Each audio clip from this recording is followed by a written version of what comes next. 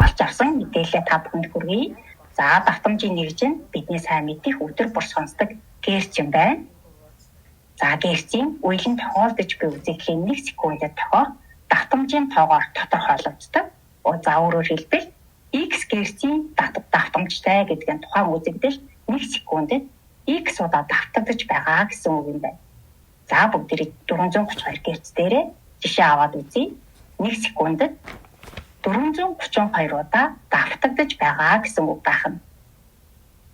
За энэ мэдээлэл бол Википедиагаас авсан мэдээлэл байлаа. За гэрчэн тоон өгөгдөл эсвэл ая хөгжмийн холбоос эдгээртэй холбогддог. За бүгдээрээ одоо давтамж гэдэг зүйлээ ойлголоо. За тэгэхээр энэ давтамж маань гариг хоорондын шилжилтэнд хэрэглэгддэг байна. Давтамж маань гариг хооронд шилжихдээ өөрчлөн шилжиж болдог. Энэ шалтгаан нь тухайн гаригт амьд оршнол байна уу, байхгүй байна уу гэдгээс хамаарат давтамж өөрчлөгдөх асуудал яригддаг байна. За бүгдээрээ жишээ аваад ойлгоё. Нэг гаригт амьд оршнол гадарга дээр бус 70 оршин тогтнодог байлаа гэж бодъё. Тэгвэл тухайн оршнолуудад нэг хэрэгтэй ажиллагааг гаригийн гадарга дээр хийгдэх болсон гэж үзье. Үүний улмаас давтамжаар дамжуулан шилжил хийх шаардлагаас хамаарат гаригт хамааралтай оршнолуудыг шилжүүлэн зөөвөрлөх. За тухайн гаригийн гадарга дээр агаар, температур, тоосчлт, за өөр бусад асуудлуудаас хамааралтайгаар давтамжийг өөрчлөн харилцан хамааралтай өөр гаригт төр шилжүүлэлт хийх тохиолдлууд бас байдаг юм байна. За үүнийг гариг хоорондын шилжилт гэдгээ. Үүнтэй холбоотой нэг асуудал төрлөө. Таны ярианд амьд оршинлууд гэж байгаа нь миний ойлгосноор хүн дүрт болон амьтны дүрт оршинлуудыг хилээд байна, тийм үү? Тийм.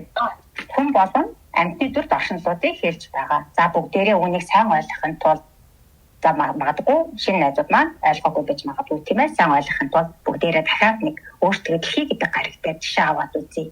За дэлхий гэдэг гариа бүгдээрээ бодъё. Бид нар одоо өөрсдөө дэлхий гэдэг гаригийг сайн мэдж байгаа тийм. Бид нар бол дэлхий гэдэг гаригийнхаа гадна талын гадарга дээр амьдардаг. За яг хэдүүлээ төсөөлөхдөө манай дэлхий гэдэг гаригийн гадна талд амьдрал байхгүй байсан гэж бодъё. За манай дэлхийн гүнд 2, 3, 4, 5, 7 хэмжээстэй оршинлууд зэрэгцэн оршиж байгаа. Ер нь ингэж үзье. Ер нь бол энэ одоо ч газрын гүнд амьдарсаар байгаа тийм ээ. Эдгээр оршинлууд маань.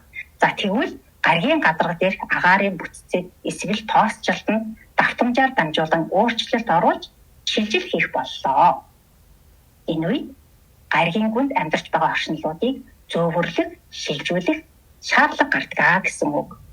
Ер нь бол энэ зөөвөрлөхийн шалтгаан нь юунаас болж үүсдэг вэ гэхээр ямар нэг гадны нөлөөллөөс үүсэж болно.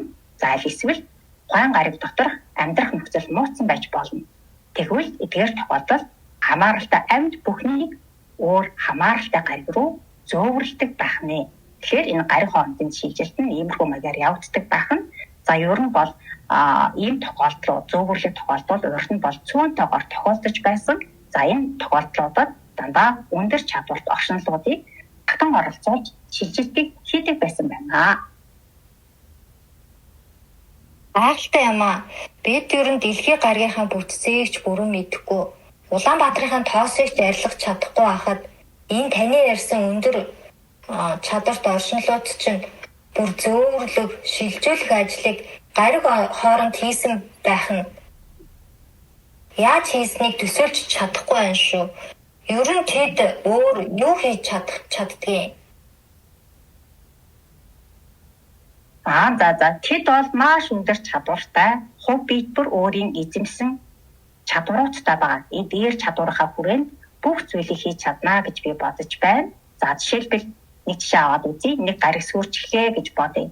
Тэгвэл энэ тохиолдолд тухайн гаригийг дахин орлуулан таталцал давтамжийг тааруулан шинээр одоо гаригийн бүтээх асуудлууд давхар явагдаж бүтээгдэж байдаг.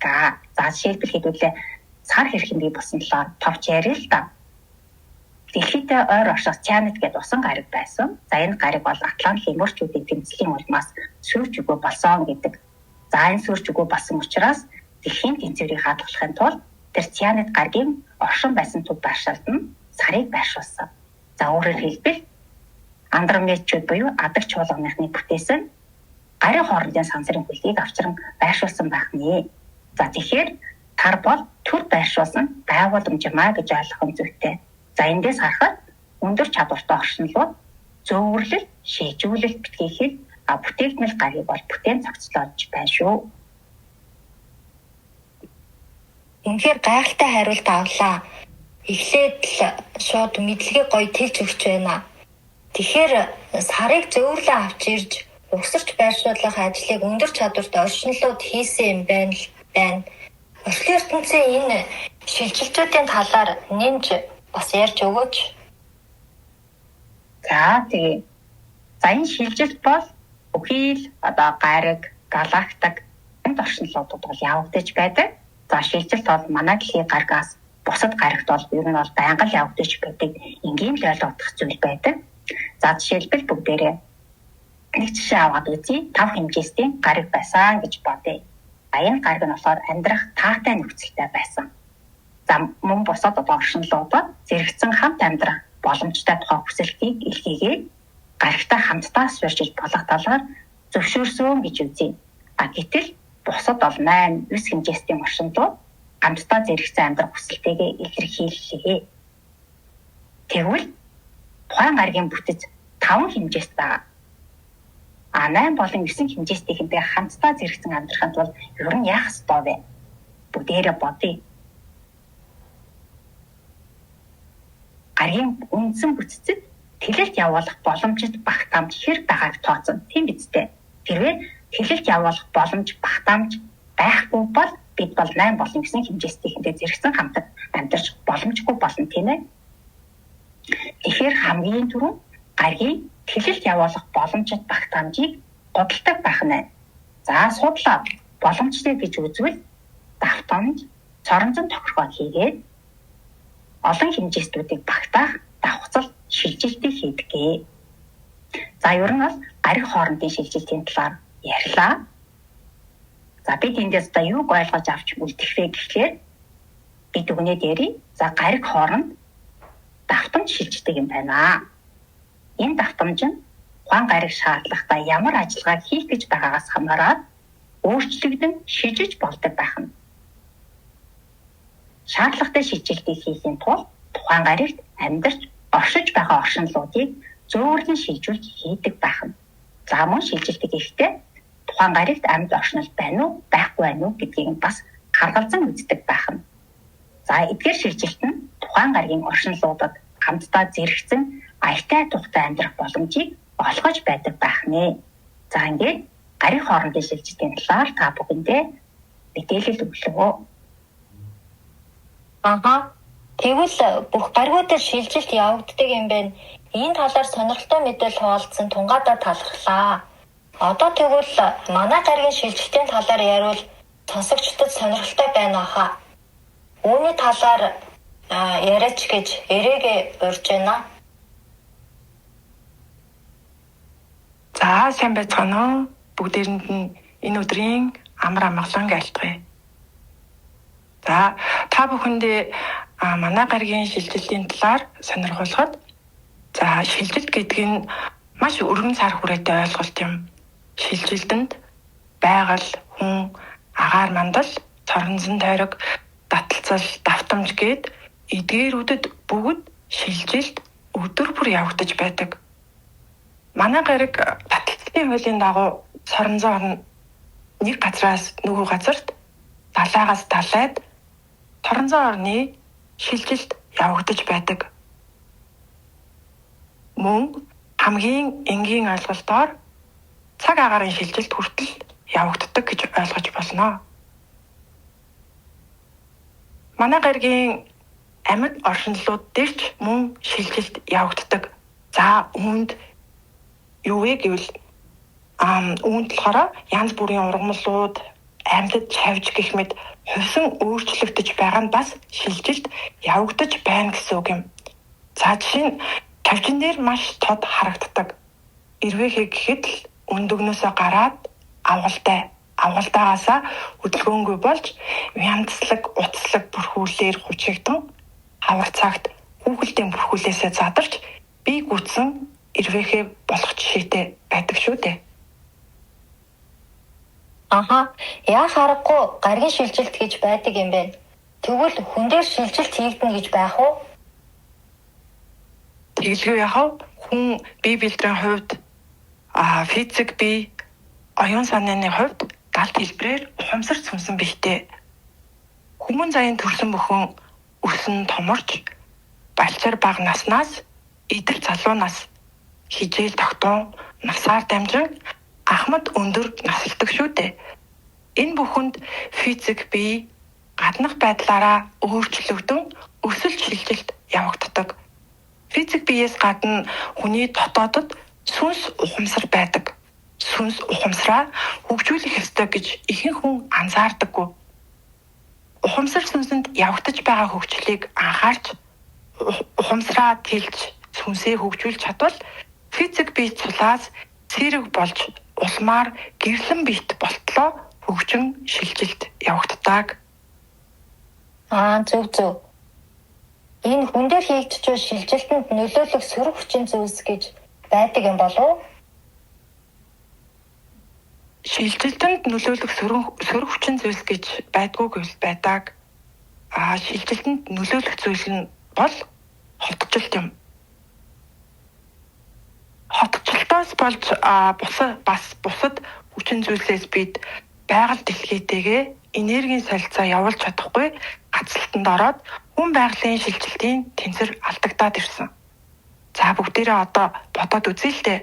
Бид суурин амьдралаар амьдарч хотчлт үүснээс хойш барилга байгууламж баригдсанаар агаарын урсгал өөрчлөгдөж зам талтай баригдсанаар ургамал хөрс эвдэгдэж устгагдаж техник технологи машин механизм бий болсноор агаар хөрсийг бохирдуулж харилцаа холбооны сүлжээ гар утас компьютер бүтээгдснээр соромзон долгион энергийг саармагжуулж хүнсэлж байгаа бүтээгдэхүүн нь химийн хортой мөн түүгээр хог хаягдлыг үүсгэж гээд эдгээр бүгд байгалыг эвдэн сүтгэж хордуулж устгасаар л байна. Тэгэхээр хүн байгалийн тэнцвэртэй зөв харилцаа хөгжил шилжилт нь өдөр өдрөөр алдагдсаар байгаа нь энэ юм аа. Одоогийн бидний амьдралын хэмнэл бүр байгалийн тэнцвэрийг алдагдуулж байгаа юм байна. Тэгвэл энэ хотчлтын сөрөг үр дагаврыг тэнцвэржүүлэх боломж байдгүй? Тэнцвэржүүлэх боломж байгаа. Үүний талаар та бүхэнд тодорхой ойлголтуудыг өгье. За хүн байгаль болон амьд орчнолуудтай харилцан холбоотой өгч авах тэнцвэрт амьдралаар амьдрах зорилттой юм байна. Энэ харилцан холбоотой тэнцвэрт амьдралаар амьдрахад эрдэс бодисыг байгалаар дамжуулан авах шаардлагатай үед цогцтойгоор ан амьтны мах хэрэглэх бүх амьд холбооны зохистой хэмжээг хадгалах мөн мэддэг байх. Хариу тарьж ургуулах, үржүүлэх гэх мэтээр тэнцвэржүүлэх боломжтой байдаг. Тэгвэл бид физик биеийнхээ эрдэс бодисыг хэрхэн хаанаас яаж хангах вэ? Байгалаар дамжуулан авах шаардлагатай үед ан амьтны махыг хэрхэн зүй зохистой хэрэглэх вэ? Хэрхэн бидний оршин тогтох амьд байгалаа эвддэггүйгээр, гэмтээлгүйгээр, тэнцвэрийг нь алдагдуулгүйгээр байгалаас хэрэгтэй шимт хичээлээ авах вэ гэд олон асуултууд гарч ирж байна. Бид цэвэр байгалийн орц найрлагатай шимт хичээлтэй хүнсийг өдөр бүр хэрэглэж чадхаа болсон. Ямарваа химийн орц найрлагатай алс удаанда хүний биед хорд хөнөөлтөй донтуулах чанарын хүнсний нэмэлт бүтээгдэхүүнийг ялгаж танихад улам бүр бэрх. Ялгаж таньсан ч зайлс хийхэд улам бүр хэцүү болж ихээр хэрэглэсээр физик биеэ хордуулж ухамсар сүнсээ угаасаар л байна. Манай өвөг дээдсийн үе дамжин уламжилж ирсэн мал аж ахуй бидний оршин байгаа бүс нутгийн хүнд хэцүү эрсдэс хүйтэн цаг улирал зогтсон махан болон сүүн хүнсийг тэнцвэртэй зохистойгоор хослуулж байсан бол одоо энэ байдал алдагдаж байна.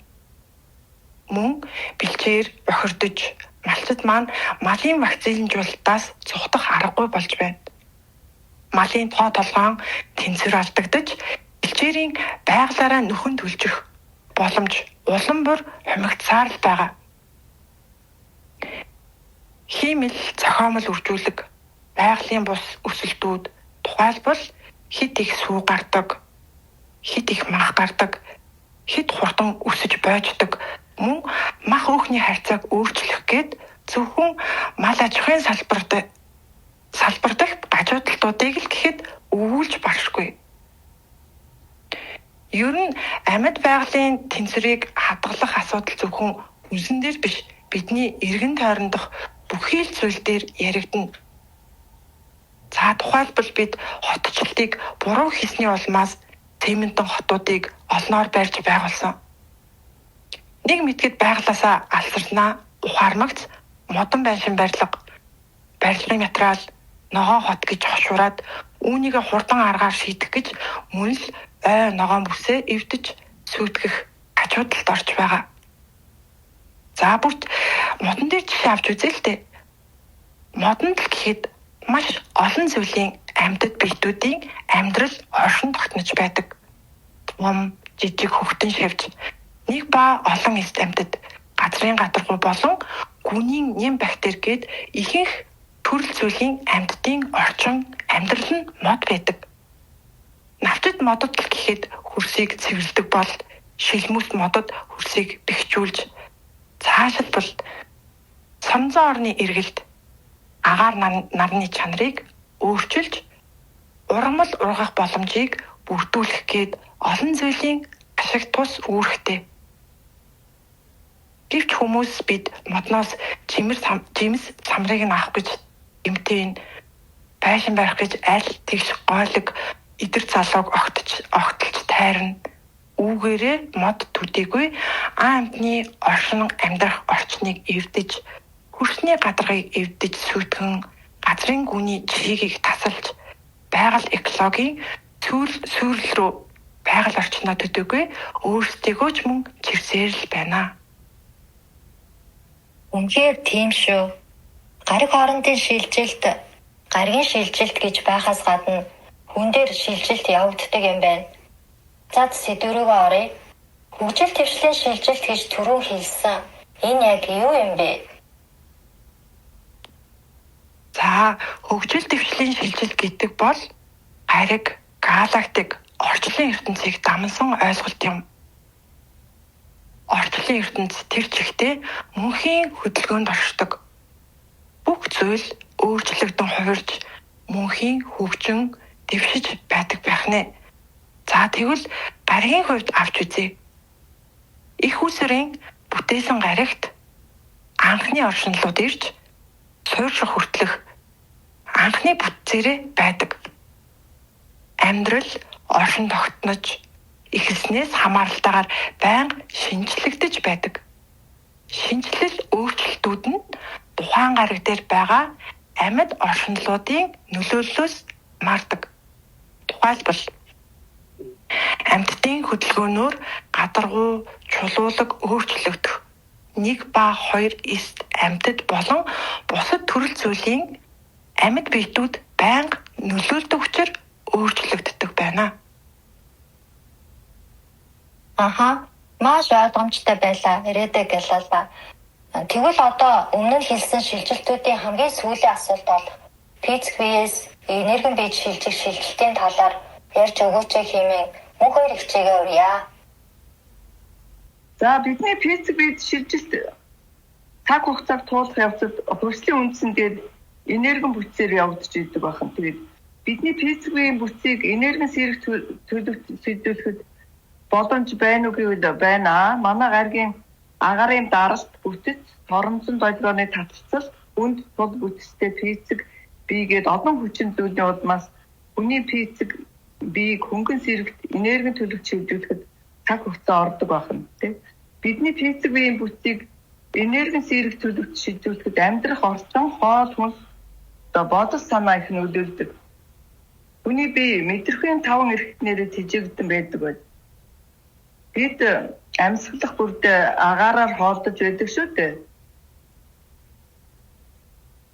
Агаарын бүтэц маш чухал цэвэр агаар хүчил төрөгчтэй тийм агаараар бид нар амьсгалж идэг. Тэргээрээ бид нар хоолдож идэг байна.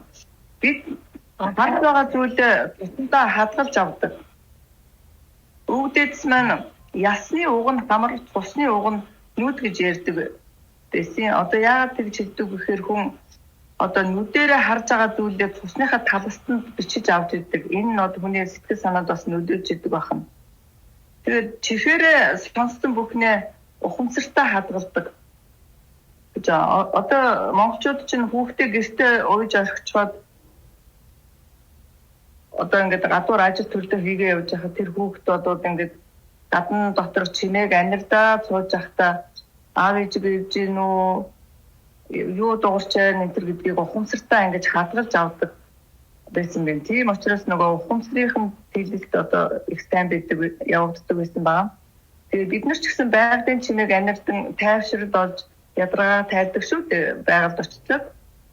Тэгээд амар эдсэн хоол хүнс нь хүний бие болон оюун ухаанд сэтгэл санаанд шууд нөлөөлөх тул байгалийн цэвэр химийн бодис агуулаагүй хүнс жимс самар ургамд ногоог хэрэглэх хэрэгтэй байдаг. Тэгээд бас хүн арьсаараа хүртгэн эргэтэн гэдэг хүний биеийг бүрхсэн том арьс гэдэг хүний бие хамгийн том эргэтэн байдаг. Тэргээр бид нэр бас амьсгалж хооллож идэг байна. Арьсан дээр түргсэн бүхэн амаар идсэн зүйлээс маш хурдан цуснд ордог гэж үздэг. Жишээлбэл бид нэр өглөөний сайхан наран даатгахад голын усанд орчоод илсэн дээр нар тусаад илс маш хадуун болсон байхад дээр нь хэвтгэхэд D витаминыг хүн авч идэг шүү дээ арьсаараа. Гих мэдчтэн хүн мэдрэхүйн 5 эрхтнэрээ хоолдог байдаг байна. Мэдрэхүйн 5 эрхтний талаар маш сонирхолтой ойлголт авлаа. Хүүхдийг тэгж уяхад сонор нь хөгждөг гэдэг өмнө нь юусоо сонсож байгаагүй юм байна. Их сонирхолтой сонсогдлоо. За тэгэхээр физик бие хүнд цул хэлбэрээс цэрэг энергийн төлөвт хэрхэн яаж шилжүүлж болдог юм бол нэг арга байна бас биднэрт. Хөдөө амьдрах. Тэгээ та нар бас яаж гэж асууж магадгүй те. Тэгээд бидэнд бас нэг өвлөгдөн ирсэн нууц тавчаа гэж байдаг те. Тэн дээр өлөн их онон мөрнийг өгсөж уруудан гогд мангар жимс самар түүж өгөөдөө өсгөөд хаан бодсон тийм зүйл байдаг. Тэгээд уул устайгаа ойрхон амьдрах нь 5 мэдрэхүйгээр тансаг сайхныг хүртэж аршаан булгийн амьд усаар нь алд бие ундааж тэр сайхан хөглгөр ойн дунд хүчит төрөгч дүүрэн агаараар хүнсэж оймод өвс ургамал тэгширсэн онгон тахтан газар оронд амтай бүхнийг хайрдан тэтгэж нар сарын ажин уул усаа аргадан амьдрахад хүний бие энергиэр тэтгэгдэн 7 хүрдэн нэгдэж энерги эрчмээр хангадан бодол ухаан саруур сэтгэл санаа нөөдрөг дүн мэдрэмжийн төв байж амьдрах арга ухаан зэрэг болдог. Энэ зүйл шилжилтэнд бидэн зэрэг хөнгөн энергийн төлөвт ордог зөвхөнтэй амьдрал гэж өгч нь ойлгоод идэг. Тийм байна те. Монголчууд бидний нүүдэлчин амьдрал ер нь ухамсар сүнсийг хөгжүүлдэг ер нь сонгодог жишээ юм байна гэж харлаа. Үнэн мэдлийн хүрээнд үүн дээр юу зөвлөгөөг бас сонсогчдоо санал болгооч. Тэгээ жишээлбэл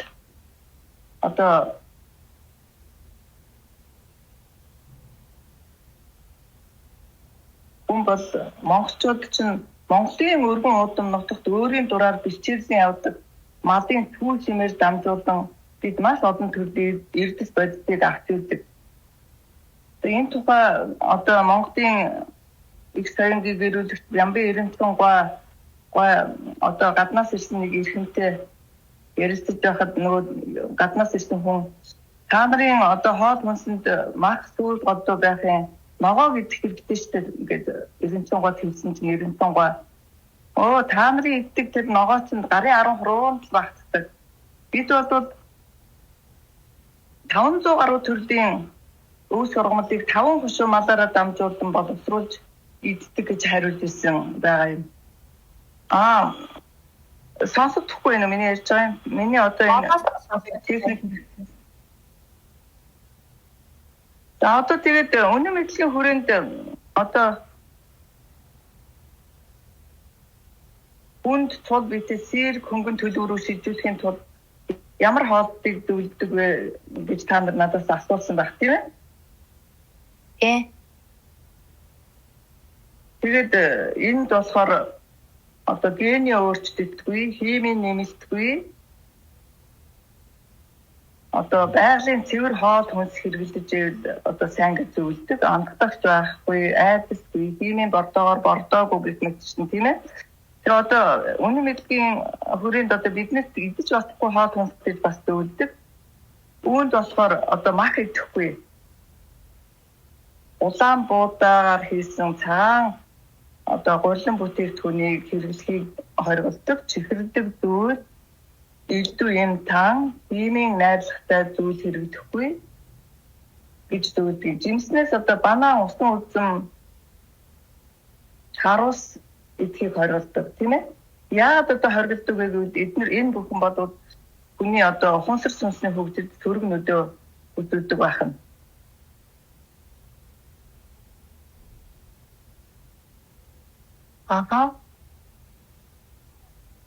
Монголчууд бид ер нь одоо 100 гаруй жилийн өмнө л нүүдэлчин амьдралаараа амьдарч ирсэн байж шүү дээ. Тэгэхээр Монголын энэ амьдралын талаар энэ гэрт амьдрах давуу тал гэдэг та бас нэмэлт мэдээлэл өгөх боломж байна уу? За ер нь бол одоо бидний хэмжсэн сонсогдож байна уу? Сонсогдож байна. Одоо би ингээд нөгөө хөдөө явж байхад одоо талд ингээд танан цагаан гэрээс бөмбөйсэн сайхан гэрээс утаа оноор гараад ингээд мадан тал дүүрэн налаагаар байцыг харахад бол одоо тэндээс би нэг Монголын амар амгалан гэдэг зүйлийг олж хардгийг.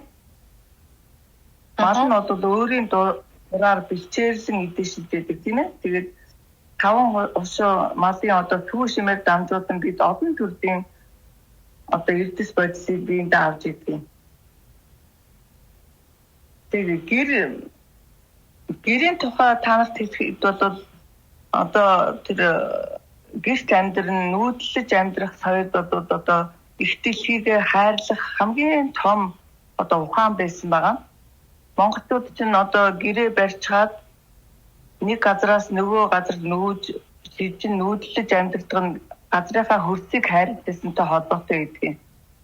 Өвөл болохоор уулын суганд орчих нь, хавар болохоор гоо жалганд буучих нь, намар болохоор сайхан дэмж дээр буун, зун голын хөөгөөр тусна. Ингээд үйл сургамалд нь жоохон хатраад ирэхээр нэг газараас нөгөө газар руу нүүн шилжиж явдаг байсан.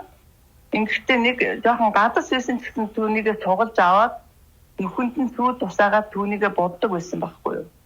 Яагаад ингэж байгаа юм бэ гэхээр одоо ямар нэгэн амьтан давхиж аваад ч юм уу тэр нөхөнд нь хөлөө хийгээд дугуйчгүй, гэмтээчгүй гэсэн тийм одоо юмыг хайрлах тийм сэтгэлтэй тийм матчин хүмүүст одоо тийм сайхан хайр гэрэлтсэн тийм хүмүүс байдаг байсан байгаа.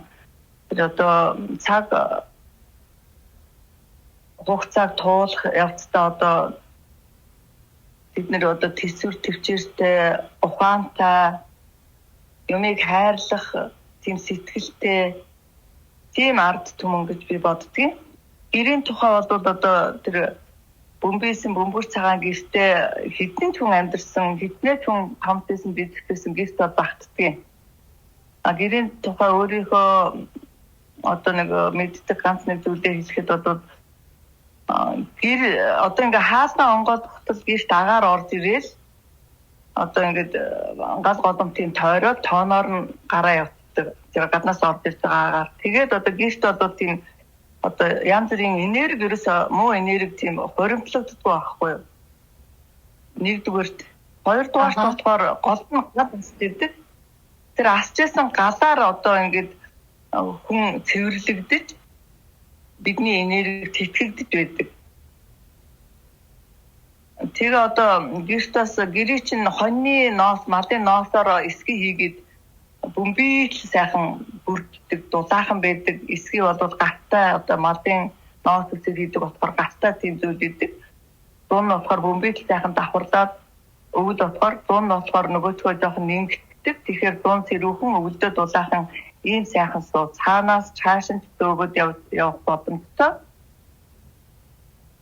Биш мэдчлэн одоо гэрийн тэгээд одоо гэрийн тооноор нар тусдаг байхгүй. Тэгээд нар тусахдаа өвдөө нар тусаад ингээд тоон дээр тусна, үнэн дээр тусна, ханан дээр тусна. Тэгээд одоо хойморт буудаг. Яг их үдийн дунд хойморт буугаад дахиад өгсөөд ингээ ханан дээр, үнэн дээр ингээд тоон дээр тусаад жаргадаг. Энэ одоо нарны гэрлэр ингэж бас гэр орон гэр дотор амьдарч байгаа хүмүүс бодоод өөрсдөө бас цэвэрлэж нарны гэрлийг биедээ шингээж нарны гэрлэр цаг хугацаагаа баримжаалж тэгж амьдардаг. Тийм сайхан одоо ер нь одоо бүх тавилгамч гэсэн маш гоё эмгцэгцтэй байдаг. Тэгээд гэрийн тухай яриад байвал маш их юм зүйл байна да. Гэхдээ та нар бас өөрснөө ухаж сайн судалж үзээрэй. Тэгээ би одоо хотод гэдэг зүйл бол ер нь маш буруу зүйл гэж боддгийг. Монголчууд бол нүүдэлтэн амьдрах тэр соёлыг сонгосон. Дэлхий дээр бол гэр одоо хүн амьдрахад хамгийн таатай орон сууц гэж би боддог.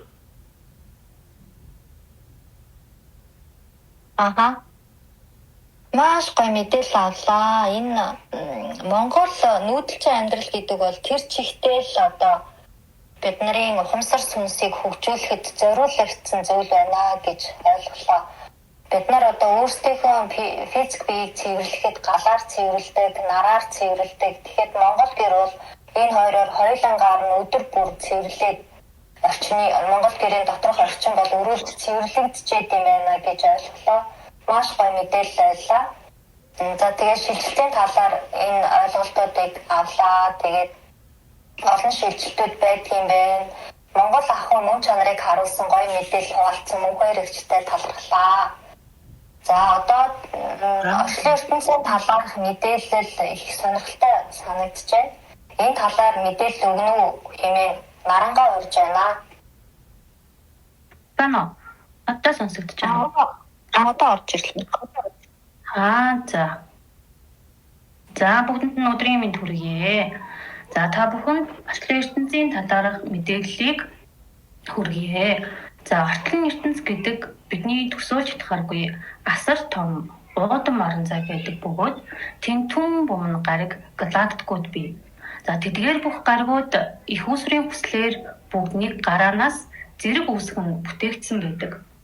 Орчлон ертөнцийн байгаа түн бумн гаригуудаас бид манай намны аймгийн 9 гаригийг хамгийн сайн мэддэг. За үүнд бод, сугар, дэлхий, ангараг, бархсвад, санчир, тэнгэрийн ван, далай ван, дэлхий ван гэд гаригуудыг бид бүгдээрээ мэднэ. За тэгвэл эдгээр гаригууд нь дангаараа оршин тогтнох ямар ч боломжгүй байдаг. За тухайлбал бидний амьдарч байгаа дэлхий гариг. За түүнийг тойроод тоосонцор, чулуулаг, манцрууд хамт очиж байдаг.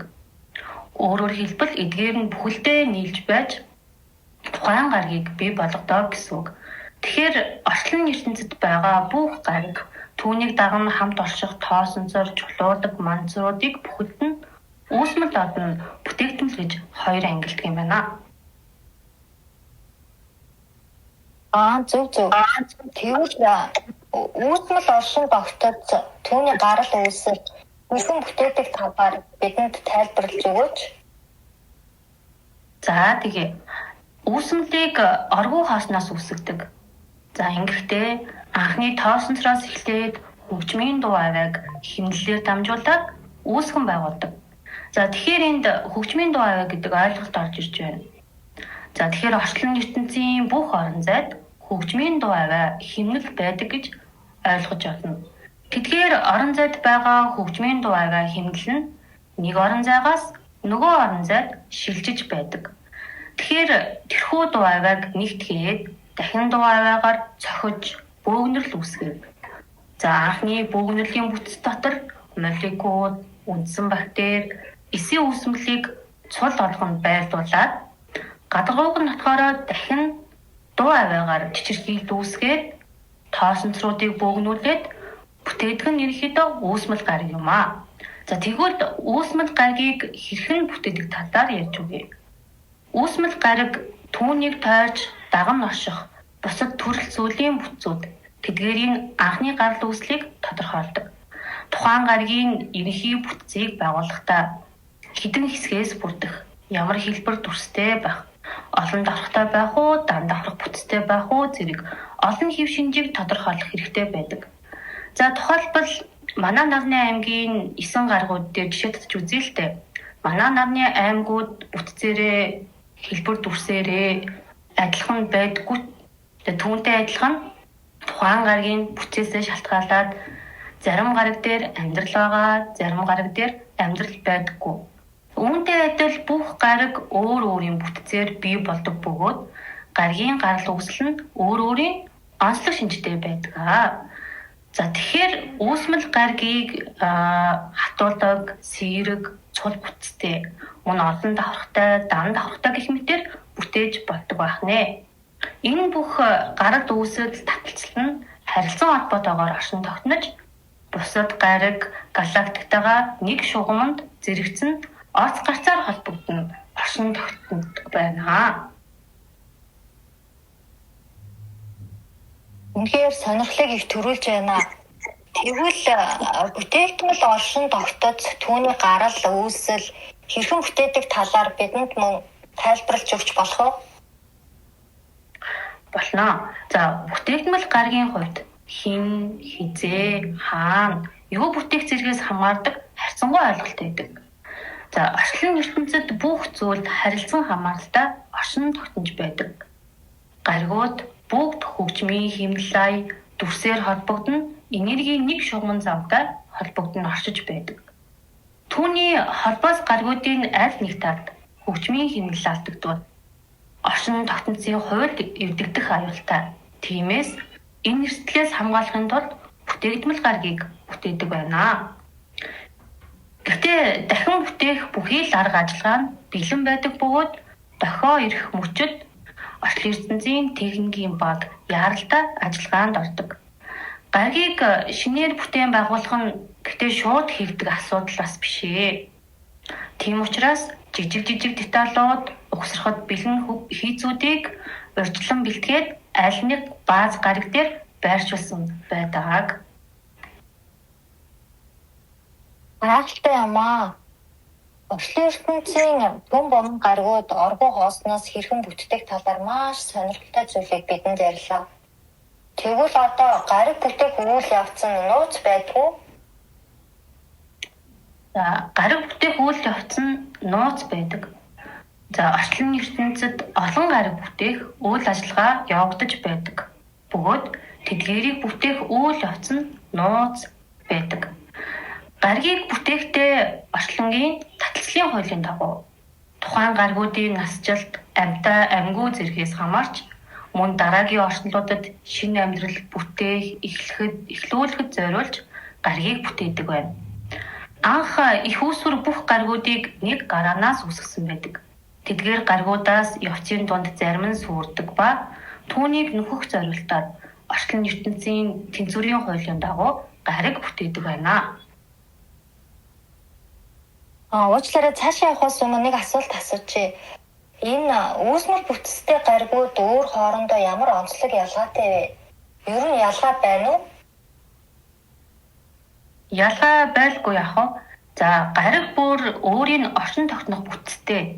Тэдгээр бүтцээсээ хамаарат өөр өөрийн онцлог шинжтэй байдаг. За үүсмэл гаригийг ерөнхийд нь хатуудаг, сэрэг, хослол бүтцтэй гэж 3 ангилдаг. Хатуудаг үүсмэл бүтэц гэвэл юуг хэлэх вэ гэвэл хатуудаг үүсмэл бүтэц гэдэг нь тухайн гаригийн гадарга нь хатуудаг, флора бүтцтэй гаргийг ингээ хилдэг. За үүсмэл гаргийн гадрах ба доторх эсийн бүтцийг бактерийн бүтцээс тусгаарлан байршуулдаг. Ингэснээр тэрхүү эс бактериуд нь тодорхой хугацааны дараа нийлэх процесс явагдаж гаргийн дотор байгаа доторх бүтцийг нь сэргэжүүлдэг. Ийхүү сэрэг бүтцтэй болтоо гэсэн үг. Гэхдээ тухайн гариг нь олон давхаргатай байх уу, цул давхаргатайгаа байх уу гэдэг нь тухайн гаргийн бүтээс нь эсийн нийлмэл хувьсал хэдэн үеийн дараа яаж явагдахаас хамаарч үүсдэг. Энд олон давхарга, цул, дан давхарга гэсэн дахин шинэ ойлголт орж ирлээ. Энэ нь гаргийг дотоод бүтцээр нь ангилсан ангил гэж энэхийдээ ойлгож байна. За тэгэхээр энэхийдээ гаргийг анханасаа бүтээхдээ эсийн бүтэц бөөгнөрлийг үндсэн бактериуд молекулуудыг дотор нь хийж өгөөд тэдгээр нь хэдэн үеийн дараа нийлэх, задрах урвалууд нь явж яаж явагдахаас шалтгаалаад дан цуд гариг бодох уу, сэрэг олон давхаргатай гариг үүсэх үү гэдэг нь маш удаан хугацааны дараа харагдаж бий болох байх нэ гэж ойлгоорой. За хэрв тухайн гариг дан эсийн задрал явагдах юм бол цул бүтцтэй болдог. Харин тухайн гаригийн доторх бүтцэд дахин өөрчлөлт явуулах шаардлага үүсэх юм бол дуу аваагаар доторх бүтцийг нь задлаад бактерийг оруулдаг. За ингэснээр сэрэг давхаргууд үүсдэг. Гэхдээ дотор байгаа тэр молекулын бөөгнөрлийг илүү оруулсан уу, эсийн бүтэц илүү оруулсан уу гэдгээс хамаарат гадарга нь хатуу эсвэл сэрэг гадаргатай болдгоо. Өөрөөр хэлэх юм бол хатуу сэрэг гадарга нь молекул эсвэл эсийн бүтцээс хамаардаг байх нэ.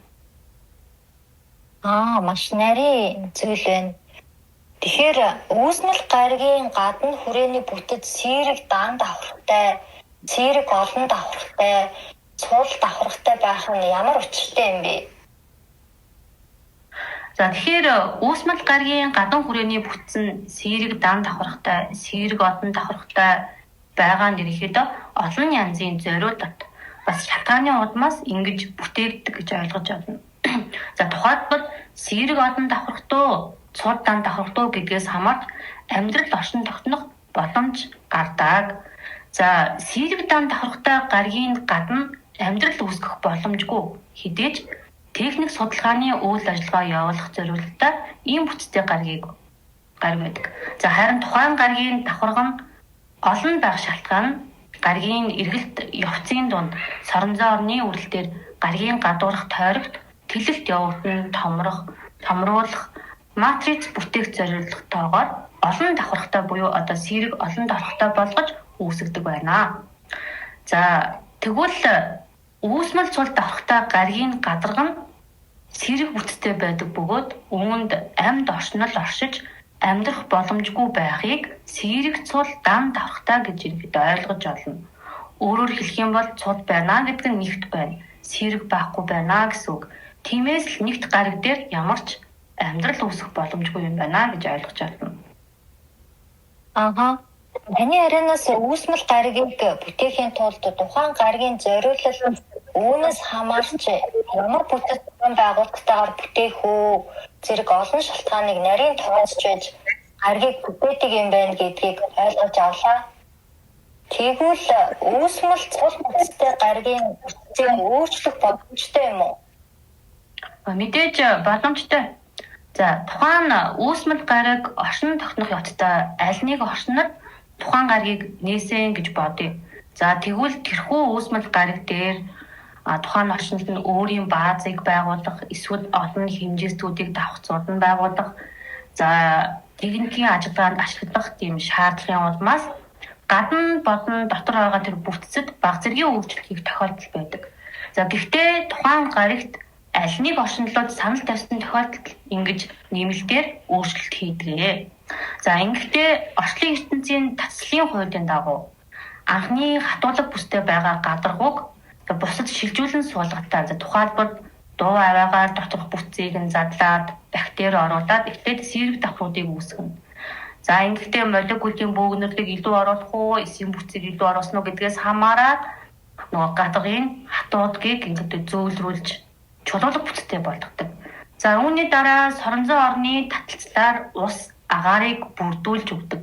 За ингэснээр ерөнхийдөө тухайн гариг дээр амьдрал үүсэх нөхцөл бүрдэж эхэлнэ. За өөрөөр хэлэх юм бол одоо тухайн цул бүтцийг задлаад сэрэг бүтцтэй болгоод амьдрал үүсгэж боддог байна. Нэгэн бодчиж ойлголт авахар идэ шүү бас. Тэгэхээр тухайн гаригийн бүтц анх үүсгэснээр байнга байдаггүй юм байна те. Тухайн гаригт аль нэг оршинлоос санал тавьсан тохиолдолд хүн амьдрах боломжгүй цул бүтцтэй гаригийн бүтцийг өөрчлөөд амьдрал үүсгэх боломжтой гэхээр үнэхээр санаанд багтахааргүй гайхалтай юм аа. Ингээд бид нар үүсмэл гаригийн бүтцийн онцлогыг мэдэж авлаа. Тэгвэл бүтээгдмэл гаригууд өөр хоорондоо ямар ялгаатай байдаг вэ? Мөн бүтээгдмэл гариг нь үүсмэл гаригаас юугаараа ялгаатай юм бол? За бүтээгдмэл гэдэг энэ болохоор урьдчилан бэлдсэн бэлтцүүдийг бэлдэж байж зөөвөрлөн хийгдэх хийц. Харин үүсмэл гэдэг нь анханасаа үүсгэгдэн бүх гариг нэг гараанаас оршин тогтохыг хэлдэг. Тэгэхээр энэ хоёр ерөнхийдөө ялгаатай байгааз. За өөрөөр хэлэх юм бол орчлон ертөнцийн тэнцвэрийг хангахын тулд бүтээгдмэл гаригийг үүсгдэг гэж ерөнхийдөө ойлгож олно. За тэгвэл бүтээгдмэл гаригийн гадаргууг анхны гаригийн бүтцээс үл хамааран хатуулга металлаар хийдэг. Үүний учир нь болохоор гариг хоорондын таталцлын хувьд чөлөөтэй үйлчлэхэд зориулж ийм металл хийзээр бүтээдэг байна. За харин бүтээмэл гаригийн дотор талд тусгайлан чулуудаг зөөвөрлөн нь оруулж хөгжмийн хэмнэлээр эс болон бактерийг чулуулагт суулган бүтээгдмэл байгалыг бас бүтээж олдог. Бид өмнө нь үүсмэл цул бүтцтэй гаригийн бүтцийг өөрчлөөд амьдрал үүсгэж бодох тухай ярьсан. За мөн үүнтэй адил бүтээгдмэл гаригийн дотор талыг өөрчлөх зайлшгүй шаардлага гарах юм бол гаригийн дотор тал дээр хэсэнчлэн хиймэл байгалыг бүтээж амьдрал үүсгэх боломжтой байдаг. За бүтээгдмэл байгал нь дотроо чулуулаг ба шороон бүтцтэй түүн дотор бактериолог анхны нэг стемпт нь үржих таатай нөхцөлтөө хөрстөө байдаг байна. За орчлон ертөнцид бүтээгдмэл олон гариг бий. Гэхдээ тэр болгонд амьдрал үүсгэх боломжгүй байдаг. Энэ нь их үүсвэрийн үүсгэсэн оршин тогтох зүй тогтцын хуйлд хамааралтай байдаг. За орчлон ертөнц нэг галактикт хариалагддаггүй бөгөөд гариг бүр ямар нэг холбоосоор тус тусын галактикт хариалагддаг. Гэхдээ галактикуудын хооронд нэгдээгүй бас зөндөө гаригууд байдаг. Яагаад ингэж илрээгүй байдаг вэ гэхлээр гаригийг анх нийтэд нь бүгдийг бүтээсэн, харин явцын донд зарим нь сүрж доголдол гардаг. Түүнийг нөхөх зориултаар мөн түүнчлэн тэнцвэрийн хуулийн дагуу гаригийг бүтээдэг байна. За гэхдээ үүсмэл гаригийг бол дахин бүтээхгүй.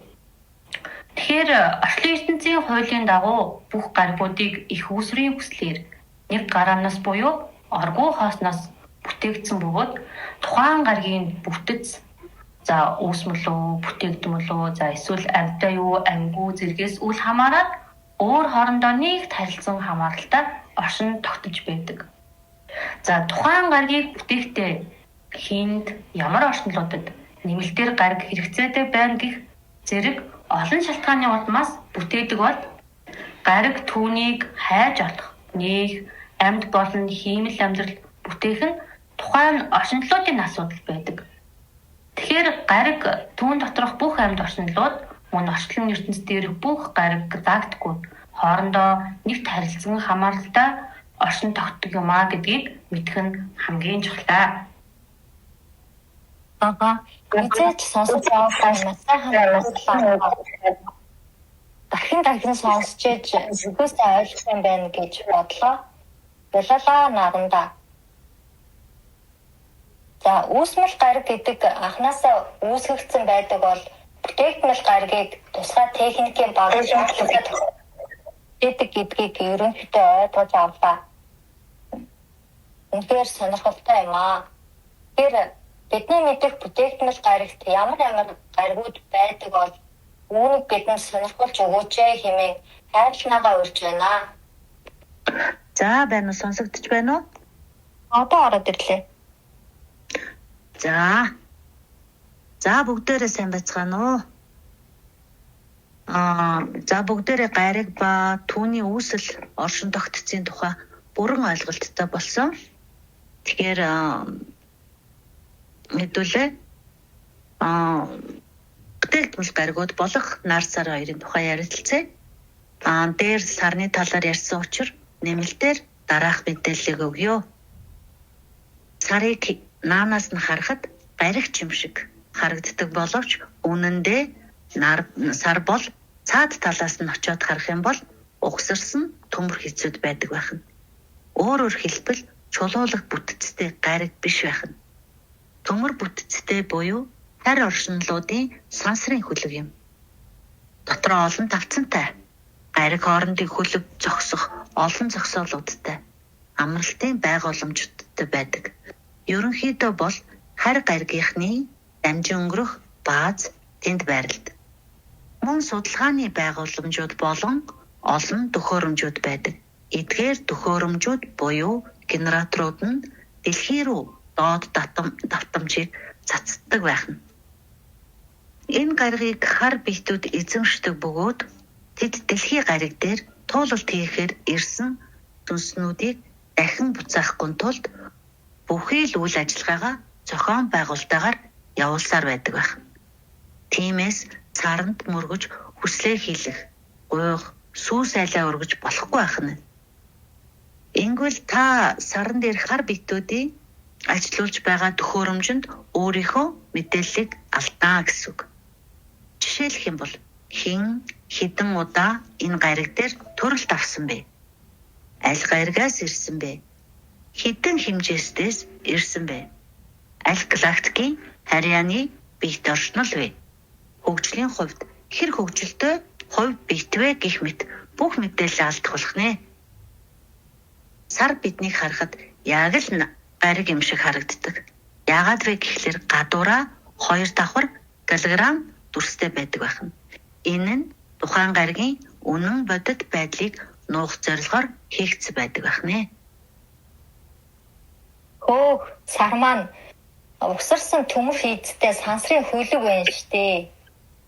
Энэ амьдралдаа хизээж төсөөлж байгаагүй ойлголт юм байна. Тэгвэл одоо нарны тухай ярьж өгч болох уу? За болно. Нар нь одоогийн шинжлэх ухааны дүгнэлтээр нарны радиусыг төвөөс нь фотосферыг гадаргуу хүртэлх хэмжээгээр нь тооцдог байна. Нарны дотоод бүтцийг инфрадолгион ба компьютерийн загварчлалын аргаар судалдаг байна.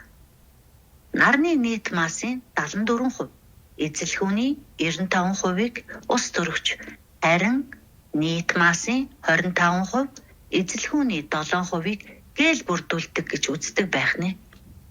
Нарны гадаргуугийн температур нь 5500 градус бөгөөд насан ойролцоогоор 457 тэрбум настай гэж тооцоолсон байна. Нар нь Тэнгэрийн заадсан галактикийн төвөөс 26,000 жилийн гэрлийн зайд орших ба 217 км/секундын хурдтай тойрон эргэлддэг байна. Нарны энергийн их өсвөрийг цөмийн гинжин урвал буюу протон гэх бөгөөд энэ нь процессын үр дүнд ус төрөгч гээл гэж үздэг байна.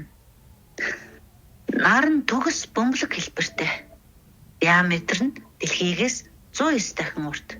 Эзэлхүүн нь 1.3 сая дахин их. Масс нь 332,946 дахин гэж тооцоолжээ. Нар одоо 109 дахин эзэлхүүнээрээ том гэхээр манай гариг ер нь хэмжээ нь ойлгомжтой бол тийм ээ. Харин тийм жижиг юм. Тэ нар бүтээгдэхүүн гариг гэсэн. Тэгвэл түүний үндсэн зориулт нь юу вэ? Нар бусад гаригтай адилхан бүтээгдэхүүн гариг юм. Нар нь орчлон ертөнцийн үүсэл гарлын хувьд олон гариг галактикийн төв зэг болон оршин тогтнодог байна. Нарыг төв зэгт байрлуулсан шалтгаан нь нараар дамжин бүх хурж болох хязгаар хүртэл энергийн тусгалаар байх аминд итгэлт болдог. Жишээлбэл дэлхий дээр модод, ургамал, ан амьтад хүмүүст тэр тэр битгий хэлэх хүмүүст нарны энергийг ашиглан нарны цахилгаан станц байгуулан ашигламж байна гэсэн гих мэт олон жишээг дурдж болох нь нарнаас гариг сонгон энерги хямралт хийж болох байсан хэдий ч нарны зориулт нь түгээх зарчимтай болохоор тас ялгаатай байх нь. Нар нь их усүрийн бүтээсэн сонгодог энерги дамжуулах төгс бүтээл юм. Нарыг бүтээж байх бусад галактикуудын тэнцвэртэй энергийн солилцоо явагдаж соронзон орны зам нэгддэг байх. Тэгэхээр соронзон орны зам нэгдэж байгаа бол таталцлын хуульчид мөн тэнцвэртэйгээр үйлчлдэг байх.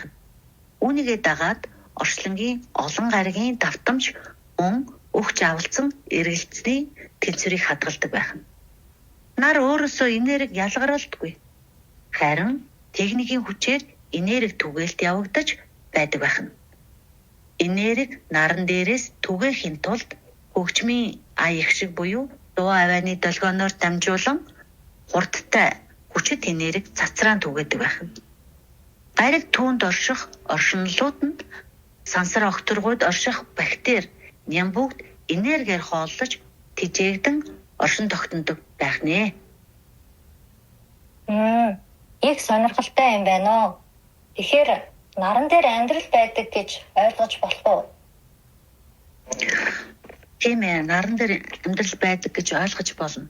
Гэхдээ наран дээрх техникийн хүчээр асар өндөр энергийн бөгнөрл үүсгэж хоримтлуулж байгаад өгчмийн аваа болгон тухайн галактикт хамаарах гаригуудад цацдаг болохоор наран дээр зөвхөн гэрлэн биетүүд л амьдардаг байх нь.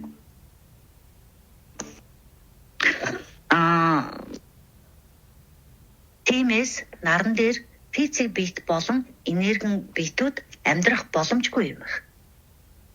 Бид нарыг мөнхийн л бодохдоо ямар нэгэн байдлаар одоо алтуулууд байгаад байнга тесрэлт дэлбэрэлт явагддаг тийм гариг гэж ойлгодог байсан бол нар бол амьд бүхэнд энерги бусад хэрэгцээт ижил тэгш хүртээн дамжуулах төв зэг юм байна.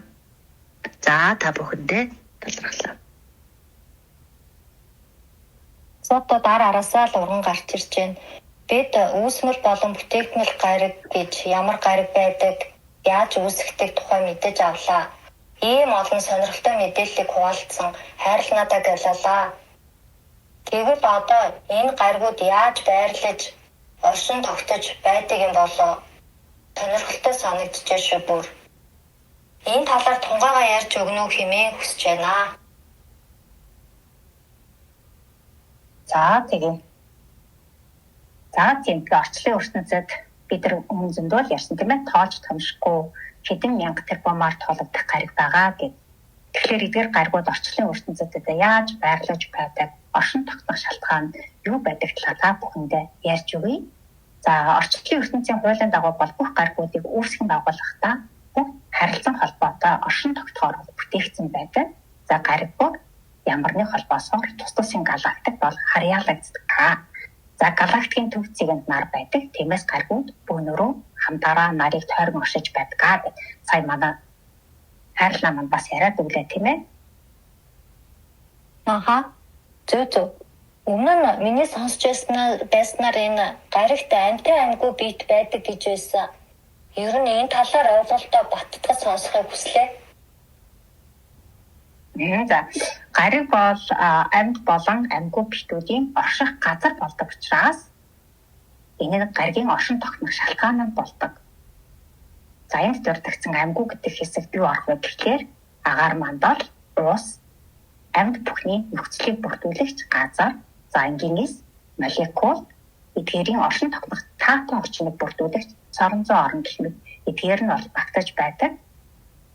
За тэгвэл гаригийн оршин тогтнох бас нэг шалтгаан болдог амьд биетэд юу ордог вэ гэхээр оршинлууд мэдээж нэг өндөрт болон амьтны дүрст оршинлууд байгаа тийм ээ. За амьтад моц зэнавч гэх мэт аглууд 1-2 амьтад гэх мэт эдгээр нь бол амьд биетэд ордог байх нэ.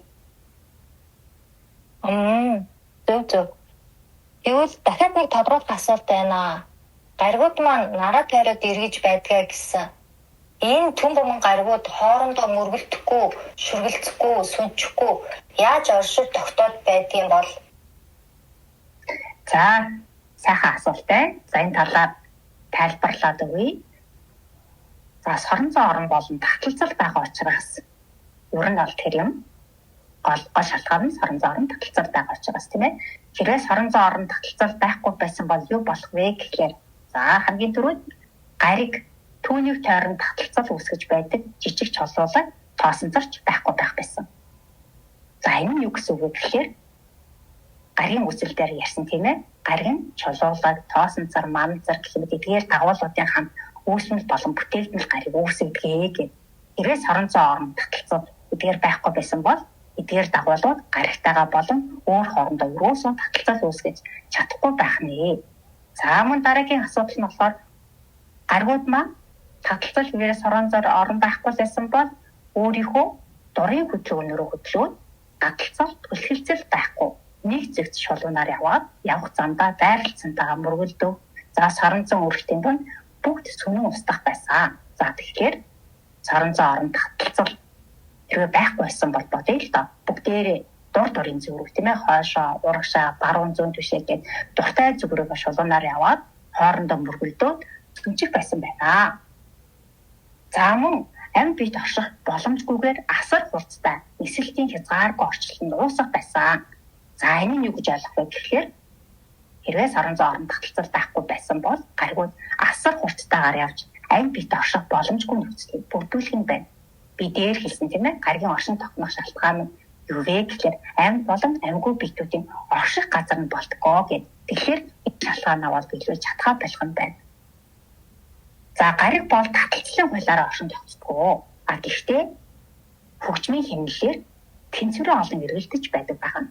За тэгэхээр соронзон орны нөлөөгөөр бусад гаригуудтайгаа нэг шугам нь төв зэг болох нараа тойрон эргэлдэж байдаг байна. Тэгэхээр хоорондоо мөргөлдөхгүй, сөргөлдөхгүй, сүнжгүйгэн шиг яваад байгаа нь таталцлын хуулиар байх нь хөгжмийн хэм амд хэмнэл хэрэг тэнцвэрээр олдог байх нь соронзон орны нөлөө бас үйлчлэгдэг байх юм байна. Маш нарийн зохион байгуулалтын инх замбраатай байдаг юм байна. Гаригууд ер нь хэмжээний хувьд ижилхэн байдгүй. Мөн харагдах байдал нь ер нь ямар байдаг юм болоо. Би бүгдийг нь өөрийнхөө хэлбэртэй л гэж ойлгоод байгаа шүү дээ. Үгүй шүү. Гариг хэлбэр төрсийн хувьд бол янз бүр байдаг. Том, жижиг, дунд, бөөрөнхий, зуйван гэх мэт олон янзтай. За заримдаа бүр олон жижиг одоо чулуулаг хэлбэргүй хэсгүүдийн нийлмэл тийм гаригч байдаг гэсэн. За мөн том, цуул, олон давхар гад, тул, жижиг, нийлмэл, үл харагтай холбоостой гэх. Маш олон янзын гаригуд байдаг. За шиг өнөө мэдлэг номон дээр маань хэлсэн байгаа тийм. Этрагур 7 буюу мөсөлд 13 холбоос гариг дээр амьдардаг гэх. Тэгэхээр гариг бүрийн хэлбэр дүрс бүтэц ингээд янз бүрээр бүтээгддэг гэсэн. Тийм байна. Ийм гоё гайхалтай мэдээллийг хуваалцсан тунгаадаа дахин талархъя. За тэгээд гариг ба түүний хөгжил мөн нэгдэггүй илрээгүй гаригуд байдгүй. Энэ талаар бидэнд ярьж өгнө үү гэд утгаа ноороо яа. За тэгээ гаригууд орчлон ертөнцид хэдэн мянга тэр бумаар тоологдох хүрээтэйгээр анхны бүтээгдэхнэлээс оршиж байдаг. Бөгөөд түүнд хурж ирж хайж олсон гариг дийлэх олон байдаг ч цаа талд нь нэгдэггүй илрээгүй гаригууд манай тоогоор тэр бумаараа оршин байдаг. Тэдгээр нэгдэггүй нуугдмал гариг яагаад байж байдаг вэ гэвэл үүнийг ойлгохын тулд орчлон ертөнц түүний хэмжээ бүтэц ямар байдаг вэ гэж бодож үзэх нь гол ойлголт болно. За тэгэхээр орчлон ертөнц өөрөө тэлж байдаг.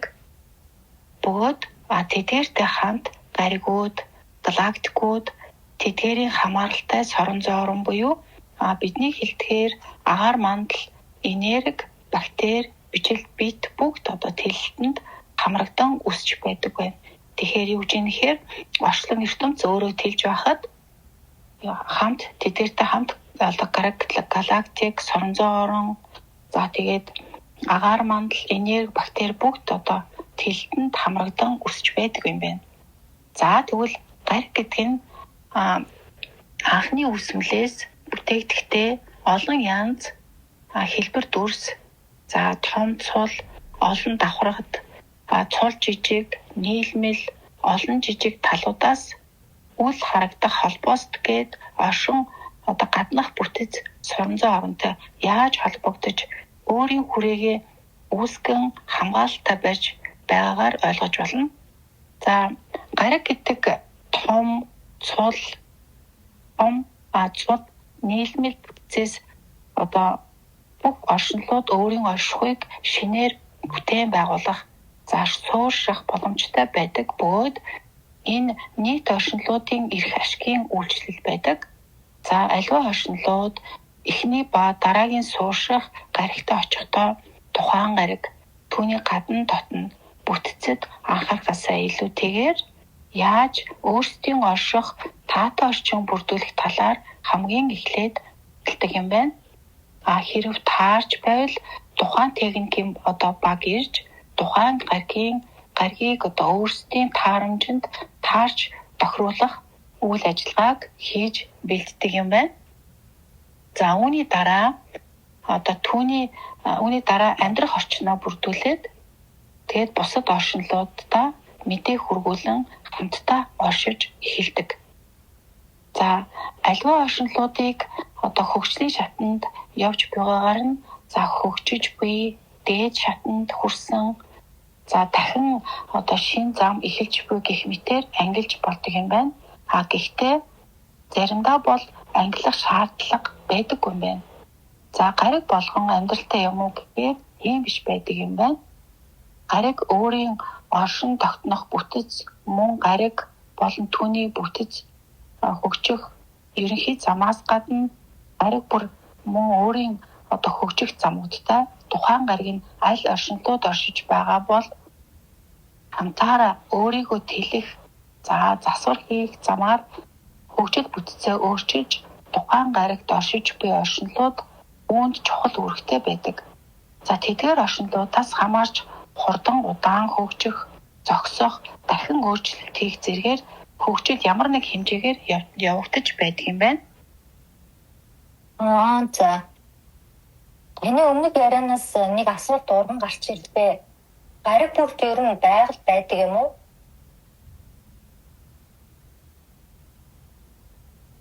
За гариг бүрт гариг байгаль байдаг юм уу гэж асуулаа. За тэгвэл байдаггүй. Гариг байгаль байдаггүй юм байна. Гэхдээ байгалыг одоо өөрсдийн оршингүй гариг дээр байршуулж бүтээж харин болдго юм байна. Байгалыг бүтээхийн тулд эхлээд гаригийнхаа бүтцийг судалсан байх хэрэгтэй байдаг. За гариг олон янз бүтцтэй байдгаас хамаарч байгалыг бүтээж болдог. Зарим гариг дээр байгалыг бүтээж болдоггүй юм байна. За гариг цул дан бүтцтэй бол байгалыг одоо бүтээх, байршуулах, өсгөх боломжгүй байдаг. За яагаад гэвэл цул бүтц нь гариг түүний өнгөн хөрсний бүтэц ургамал таримлаар үүсгэлээ гэж бодоход хөрсөн доорох амьдрал үүсгэх үндэс шим тижэл авах, за үнцээрээ дамжуулах, хөрсийг сэргэжүүлэх, өөрсдийн бат бөх чанараа хадгалах боломжгүй байдаг. Болохоор хаашид ургах чадваргүй байдаг. За энэний юу гэж юм нэхэр үндэслүүлэх юм бол өвчнэ гэж одоо ойлгож болно тийм. Тэгэхээр яаж юм нэхэр цул дан болон цул давхаргад бүтцтэй гаригуудад ургамал ургах боломжгүй юм байна. Харин цэрэг дан олон давхаргад бүтцтэй гаригуудад байгалыг бүтээх, за шилжүүлэх, таримлжуулах боломжтой байдаг. Нөгөө талд нь одоо тухайн гариг түүний агаар мандлын бүтэц нөлөөлдөг. Хэрв тухайн гариг гадна талтаа амьд биетүүд амьдрах боломж байна уу? Эсвэл боломжгүй байна уу гэдгийг бас үүнд нөлөөлдөг. Зөв. Манай дэлхийн гаригийн оршин тогтцын бүтц нь ямар юм бэ? Сонсогчдод их сонирхолтой байна байхаа гэж бодлоо. За тэгээ амида баярлалаа. Энэ бас миний одоо их сонирхолтой асуултын нэг байна. За манай дэлхийн гаригийн оршин тогтоц бүтцэн сэрэг бөгөөд олон давхаргатайд ордог. За гаригийн гаднах тогтцсон сэрэг соронзон долгионтой бөгөөд олон давхаргад агаарын замтай, гаригийн хувьд цул чулуулаг, олон давхар нийлмэл бүтцтэй гариг юм. За хөрсний бүтэц нийлмэл гэдэг нь чулуулагийн хоорондох үе хөндөй цэрэг давхартай бөгөөд соронзон орны шулуун замтай гариг юм. Инхээр манай дэлхийн гариг нь үүсмэл гариг байх нэ. Үүсмэл гариг байх нь тий. Бүр нарийн мэдмээр санагдлаа. Дэлхийн гаригийн талаар энэ манай гаригийн байгалийн бүтцийн талаар ер нь бидэнд товч хэлж өгч болох уу? Байгаль нь ямар байдгийг. За тэгээ манай гаригийн байгаль гэдэг нь маш том зүйл. Энэ одоо зүйлийг тайлбарлахад одоо нэлээх цаг орно. Та бүхэндээ би товч танилцуулъя. За одоо манай гариг түүний ургамал байгалийн бүтцийн талаар хэлье. Манай гариг анхны хөвгтөл нь 5 хэмжээстэд хамаардаг. Үүнийг бүтээгдмэл 3 бүрхөвчээр тусгаарладаг. Энэ нь гадна талбай бидний хамтын ухамсарыг таслах орлого гэж ойлгож болно. Гэхдээ энэ нь одоо бүрэн дүүрэн хангалттай бүтэц биш болохоор бид аль алинтай нь холбогдох боломжтой. Манай гаригийн гол бүтцийг хамгаалж байгаа зүйл нь байгаль. Байгаль манай гаригийн одоо ерөнхий бүтцийг хамгаалахдаа өөрсдийгөө одоо маш ихээр золиослдог бөгөөд гаригаа хамгаалах үүрэгтэй одоо бат огсон баяртайгаар золиослдог юм байна. За үүнийг юу гэж хэлж байгаа юм гэхээр үүнд модод болон ургамал ихээр хамрагддаг юм байна. За байгаль манай гаригийн бүтцийг яаж хамгаалдаг тухайд тэд гаригийн үндэс суурь болгох хөрс за түүний өгөгдмөл бүтцийг хамгаалан олон эст амьд оршигч мөн нэг эст бактери орших боломжийг хамгаалан тэдний амьдрах орчинг үндсээрээ бүрдүүлэн цэрэг бүтцийг барьж бусад оршигч нарын амьдрах таатай нөхцөлийг бүрдүүлэх үүрэгтэй байдаг. Зүйл хоорондоо нарийн холбоо хамааралтай байна те. Бид ер нь байгалаа хамгаалахын тулд байгаль түүний холбоос утга чанарын талаар сайн мэдэх ёстой юм байна гэж бодлоо. Энэ талаар бидэнд өгөх зөвлөгөө байна уу?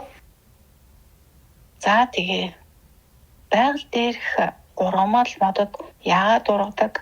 За тэдгээрийн ач тус юунд зориулагдсан бэ гэвэл бид бүхний амьдрах орчинг бүрэн бүрдүүлэхийн тулд ургадаг юм байна.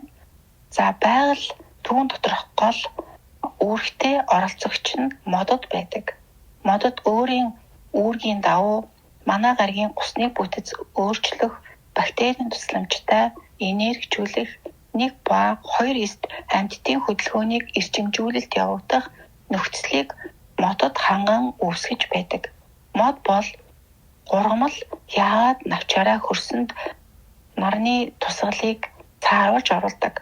Нараар дамжин ирэх өгөгдлийг төрүүлж явдаг. Явдаг нь өөрийн оршин тогтнох хөрсний бүтцийг хамгаалах үүрэгтэй холбоотой байдаг. За бидний хамгийн дуртай зүйлийн нэг бол байгалийн сайхан агаарт гэр бүлээрээ гарч байгаль дэлхийгээ мэдэрч нар агаар ургамал моддыг харж амьдардаг. Амардаг тийм. Харин үүнийг ямар ч ургамал модгүйгээр төсөөлөд үзье. Бидэнд ямар сэтгэл хөдлөл байх вэ? Энэ талаар та нар бодож үзсэн үү? Энэ талаар та нар нэг бодож үзээрэй. Дан ургамалтай газар ямар энергитэй байдаг талаар бид бүгдийн хамгийн сайхан мэдрэмжийн нэг байдаг. Нөгөө талдаа байгаль дээрх амьтад яагаад сэргийг мэдрэмтгий билээ? Энэ бүгд тэдгээрийн амьдрах дөрвөн хэмжээс орон зай цэвэр байдагтай холбоотой байдаг юм байна. За та бүхэн хэрэг боломж байдаг бол ууланд модод дунд ганцаараа 1 сар амьдраад туршаад үзээрэй. За тэр үед ойд эхний 7 хоногт л бид нарын харах, за мэдрэх, сонсох чадамжууд шууд нэгдэх бөгөөд цаашид ойд модод яаж амьдрах арга ухаанаа олдог. За энэ үед бид нарын бүх мэдрэмж сэргэн яагаад сэргүү гэхээр 4 хэмжээст бид нарын физик биеийн бохирдлыг цэвэрлэж бидний ухамсарт нөлөөлж шинэ гарц ухаарлыг өгдөг байна. За цаашид модод бидэнд юу идэж уухыг бодлоор дамжуулан мөн мододтой зохицон амьдрах арга ухааныг мөн зааж өгдөг юм байна. Дэлхийн гаргийнхаа талаар сонсоход ер нь маш гоё таатай санагдаж байна. Модод бодлоор биднийг юу идхийг хэлж өгнө гэхээр үнэхээр гайхалтай юм аа. За маш сайхан дэлгэрэнгүй ярьж өгсөн отгой ноороо гэлалаа. За тэгээ надад бас нэг асуулт төрлөө. Орчлын ертөнд энэ олон гариг галактикууд бүгд их усрын бүтээл юм байна. Манай дэлхийн гаригч адил бүгд нэг цэгээс нууцаар үүсгэгдсэн гэж ойлгосон. Тэгвэл манай гаригийг хэн олж нээж илрүүлсэн бол ер нь дэлхийн гаригийн талаар нэмэлт мэдээлэл өгөх хүн байна уу? За тунгаан гараад ирлээ. За би ярьж өгье гэж бодлоо. За баярлалаа. Манай энэ бол зөв ойлгосон байна. За бид бүгдээрээ их усрын бүтээлтэй орчлон ертөнцөд төр энэ олон гариг галактикууд төр бүгд их усрын бүтээл байдаг. За бид манай дэлхийн гаригийн талаар Википедиа дээр явж исэн мэдээллийг би харж исэн. Би тэрийгээ та бүхэндээ хүргэе. За дэлхий нь болохоор Нарны аймгийн ганц амьдралт гариг гинэ. За тэгээд Нарны аймгийн 30 дахь гариг юм байна. За дэлхий нь болохоор 457 тэрбум жилийн өмнө үүссэн. Тэгээд нэг л дагуултай. Тэр дагуул нь сар юм байна. За 365 цагийн 26 өдөрт нарыг бүтэн тойрдог. За дэлхийн эргэлтийн тэнхлэг 23.5% хацаасан байдаг. Дэлхийн улирлын өөрчлөлтийн шалтгаан болж идэг юм байх нэ. За дэлхий нь болохоор агаар мандалтай. За гадаргуухийн 71% нь далаа буюу уснаас бүрддэг. За үлдсэн 29% нь уурай газар буюу төв арлуудаас бүрддэг байх нь. За тэгээд дэлхийн гүн рүүгээ бүслүүрлэг тогтцтой юм байна. Тэгээд цөм, манти, царцтас гэх эдгээрээс тогтноо гэх энэ Википедиа дээр байсан мэдээлэл энийг та бүхэндээ хүргэе. За тэгэхээр манай отгой ноороо дэлхийн гаригийн бүтцийн талаар оршин тогтцсон талаар болохоор үнэн мэдхийн мэдээлэл та бүхэнд түрүүнд бол хүргэсэнтэй. Тэгээд нэмэлтээр би сонсож байгаа нэмэлтээр бас нэг хэлээгүй зүйлийг нэмж хэлж өгье гэж бодлоо. За тэгээд дэлхийн гаригийн гүнд олон давхар байгаа тийм. Тэр манай ингээд найзууд ч гэсэн олон давхартай гэж ярьсан. Тэнд болохоор олон давхартай учраас 2, 3, 4, 5, 7 хэмжээсийн оршинлууд амьдардаг. За манай дэлхий маш том. Тэмээ багтаан сайтай. За онгон зэлүүд байгальтай. Сайхан бүхэн бүрдсэн ийм гариг байдаг байх нэ. За түрүүн Леми манай дэлхийн гаригийг хэн анх олж илрүүлсэн болоо гэдээ асуусан те. Тэгэхээр энд нэг өмнө нь авч ирсэн мэдээлэлээ багцлаад яри гэж бодлоо. За манай дэлхийн болохоор анхнаасаа бүтээгдэхтэй ахын бол нуугдмал гар байсан. Угаасаа бүгдээ нуугдмал бүтээдэг гэдэг тийм нуугдмал байдаг.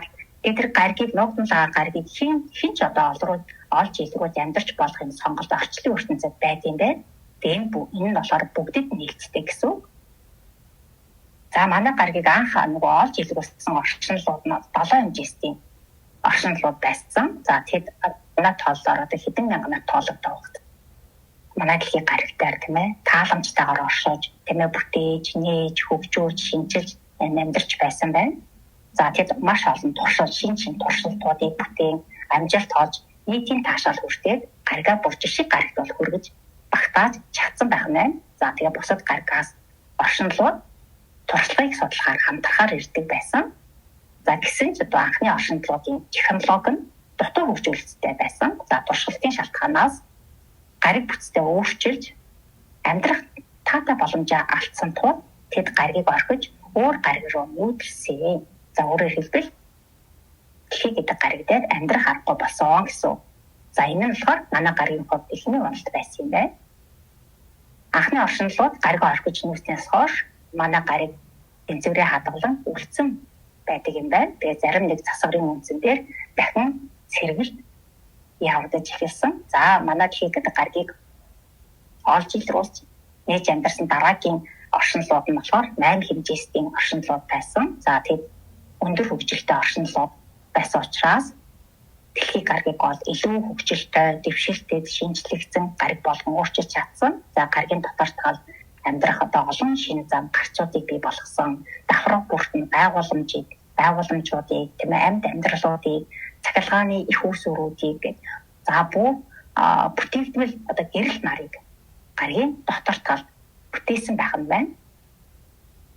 За тэгээд босоод одоо гаригийн оршинлуудтай холбогдох пирамид үүсгэсэн гэдэг байгаа. За гэсэн ч одоо тэд бас л алдсан. За алдаа нь юу байсан бэ гэхээр өөр гаригаас ус зөвөрлөн авчирч гаригийн усны бүтцэд өөрчлөлт оруулсан. Гадрагдах болон гадрах доорх амьдралуудад бол сөргөөр нөлөөлсөн. За энэ нь амьдрал устгахад бол хүргэсэн байна. За тэгээд үүний дараа шилжилтийн 6 хэмжээс 7 болон 5 хэмжээстэй оршинлууд ирж усыг гадагш тэмээ өөр гариг руу зөвөрлөө. Гаригийн бүтцийг зөв хэмжээнд нь хүргэж чадсан. За бидний мэдих нөгөө атлант хэмжүүрчүүд гэдэг байгаа тийм. За тэгэд гаригийн тодорхой газруудад шинээр одоо амьдралыг үүсгээд тусдаа одоо хэдэн мянган нар хамтдаа амьдарч байсан. За энэ үед 7 хэмжээстэй оршинлууд газар доорх байршлуудыг нээн олж бусаддаа хэлсэн. За бусаддаа хэлээд тэд хамтдаа газар доорх усыг гадагш зөвөрлсөн байна. За газар доорх байгууламж технологиг хэн эзэмших гэдэг талаар маргаан үснээс болоод хоорондоо датаад өөрсдөө устгасан ийм оршинлууд байх нэ. Манай 3 дахь эзэмшигч олж илрүүлсэн эзэмшигч оршигч нар маань.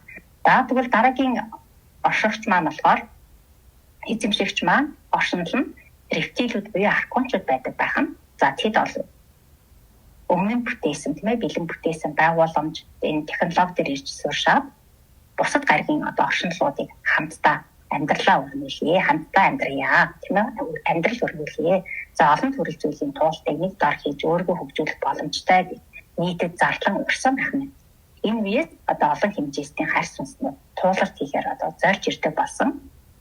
За рептилүүд ч гэсэн мөн адил одоо манай гариг дээр хэдэн мянган одоо амьдарч байна. За тэд бол одоо манай гаригийн 4 дахь эзэмшигч нар байх нэ. За эндээс бүгдээр ингээд дүгнээд базаад ойлгоход за манай гаригийг анх нээж олж илрүүлсэн оршинлууд бол 7 хэмжээсийн оршинлууд байх нь. Тэдний технологи дутуу хөгжүүлэлттэй байсан тул туршилтын авцад алдаа гараад амьдрах аргагүй болсон байх нэ. Гэтэл тэд орхио явсан байх нь. А дараагийн 8 хэмжээстэйг нь ирж дурсан ч гаднаас ус зөвөрлөн авчирснаас болоод амьдрал устсан. За 3 дахь эзэмшигч нар болох атлант хэмжүүрчүүд буюу шилжилтийн нөгөө 6-7 хэмжээстэй юм маань хинэд газар доорх технологиг эзэмшилгээ гэдэг энэ байнаасаа болоод өөрсдөө устгасан байх. За хамгийн сүүлийн дэлхийн гариг эзэмшигч нь рептилүүд гэсэн тийм ээ. За тэгэхээр манай дэлхийн үндсэндээ ийм дөрвөн одоо эрхэншилтэй байсан байх нэ. За эндээс бас нэг зүйлийг ойлгоход за гариг гэдэг бол их усүрийн бүтээл. Гэхдээ анхны бүтцэн байнга өөрчлөгдөн шинжлэгдэж байдаг. За тухайн гаригт одоо хэд хэмжээсийн ямар оршинлууд амьдарч байгаас хамаарат өөрсдийн одоо амьдрах аятаа тухтай нөхцөлийг бүрдүүлэх зорилгоор зөвлөлтийн гаргаар өөрчлөлт шинжилэлтүүдийг бол хийж байдаг байх нэ. За тэгээ та бүхэндээ энэ мэдээллийг одоо сүнс мань хүргэе гэдэг учраас хэллээ. За баярлалаа. Манай гариг чинь 4 эзэнтэй байсан байх нь сонирхолтой сонсогдож шүү. Урд өмнө ер нь хизээж сонсож байгаагүй мэдээлэл яах юм. Мэдлэг хэлэхээр маш гоё мэдээллүүдийг авлаа. Та нартай маш их талархлаа. Дахин нэг сонирхолтой асуултыг өвөө хүрлээ ахаасаа асууя гэж бодлоо. Одоо орны талаар сонирхож судалдаг хүний хувьд оршин тогтцын талаар, шинжлэх ухааны болон үнэн мэдлэгийн онцлогуудын талаар говьч мэдээлэл өгнө үү гэж хүсэж байна. Сайн байна уу? Та бүхэндээ энэ өдрийн мэнд хүргье. За хүмүүсүүд Түн Буман од эрхсийн дунд орших дэлхийн гаргийнхаа хөрсөндөө амьдарч байгаа байлаа. За манай дэлхийн гариг оролцуулаад 8 том гариг, 5 жижиг гариг нарыг тойрон эргэлддэг. Тэр намчууд ер нь одоо од тэнгэрийн оддыг 88 ордод хаваагаад од өөрийнх нь заг хязгаарыг тогтоосон байдаг. Яагаад ингэж хаваасан гэхдээ тэр одоо манай тооллын өмнөх үеэс 2000 гаруй оноос ихтэл бараг 4000 жилийн од иргэсийг бол одоо улс үндэстнээс судалсан өөрөөсдийнхөө судалж өөрөөсдийнхөө нэрлэж ингэж явж байсан учраас одоо 20 дугаар зуунд бүгдийг нэгтгэхэд нэгдсэн нэг тийм системд оруулж өгсөн байдаг юм байна. Тэгээд од гаргаас бусад эрхэс бэлтүүдийн одоо нэгтгэхэд одон оронч Мессе гэдэг хүн дугаарсан жагсаалтаар нэрлэдэг.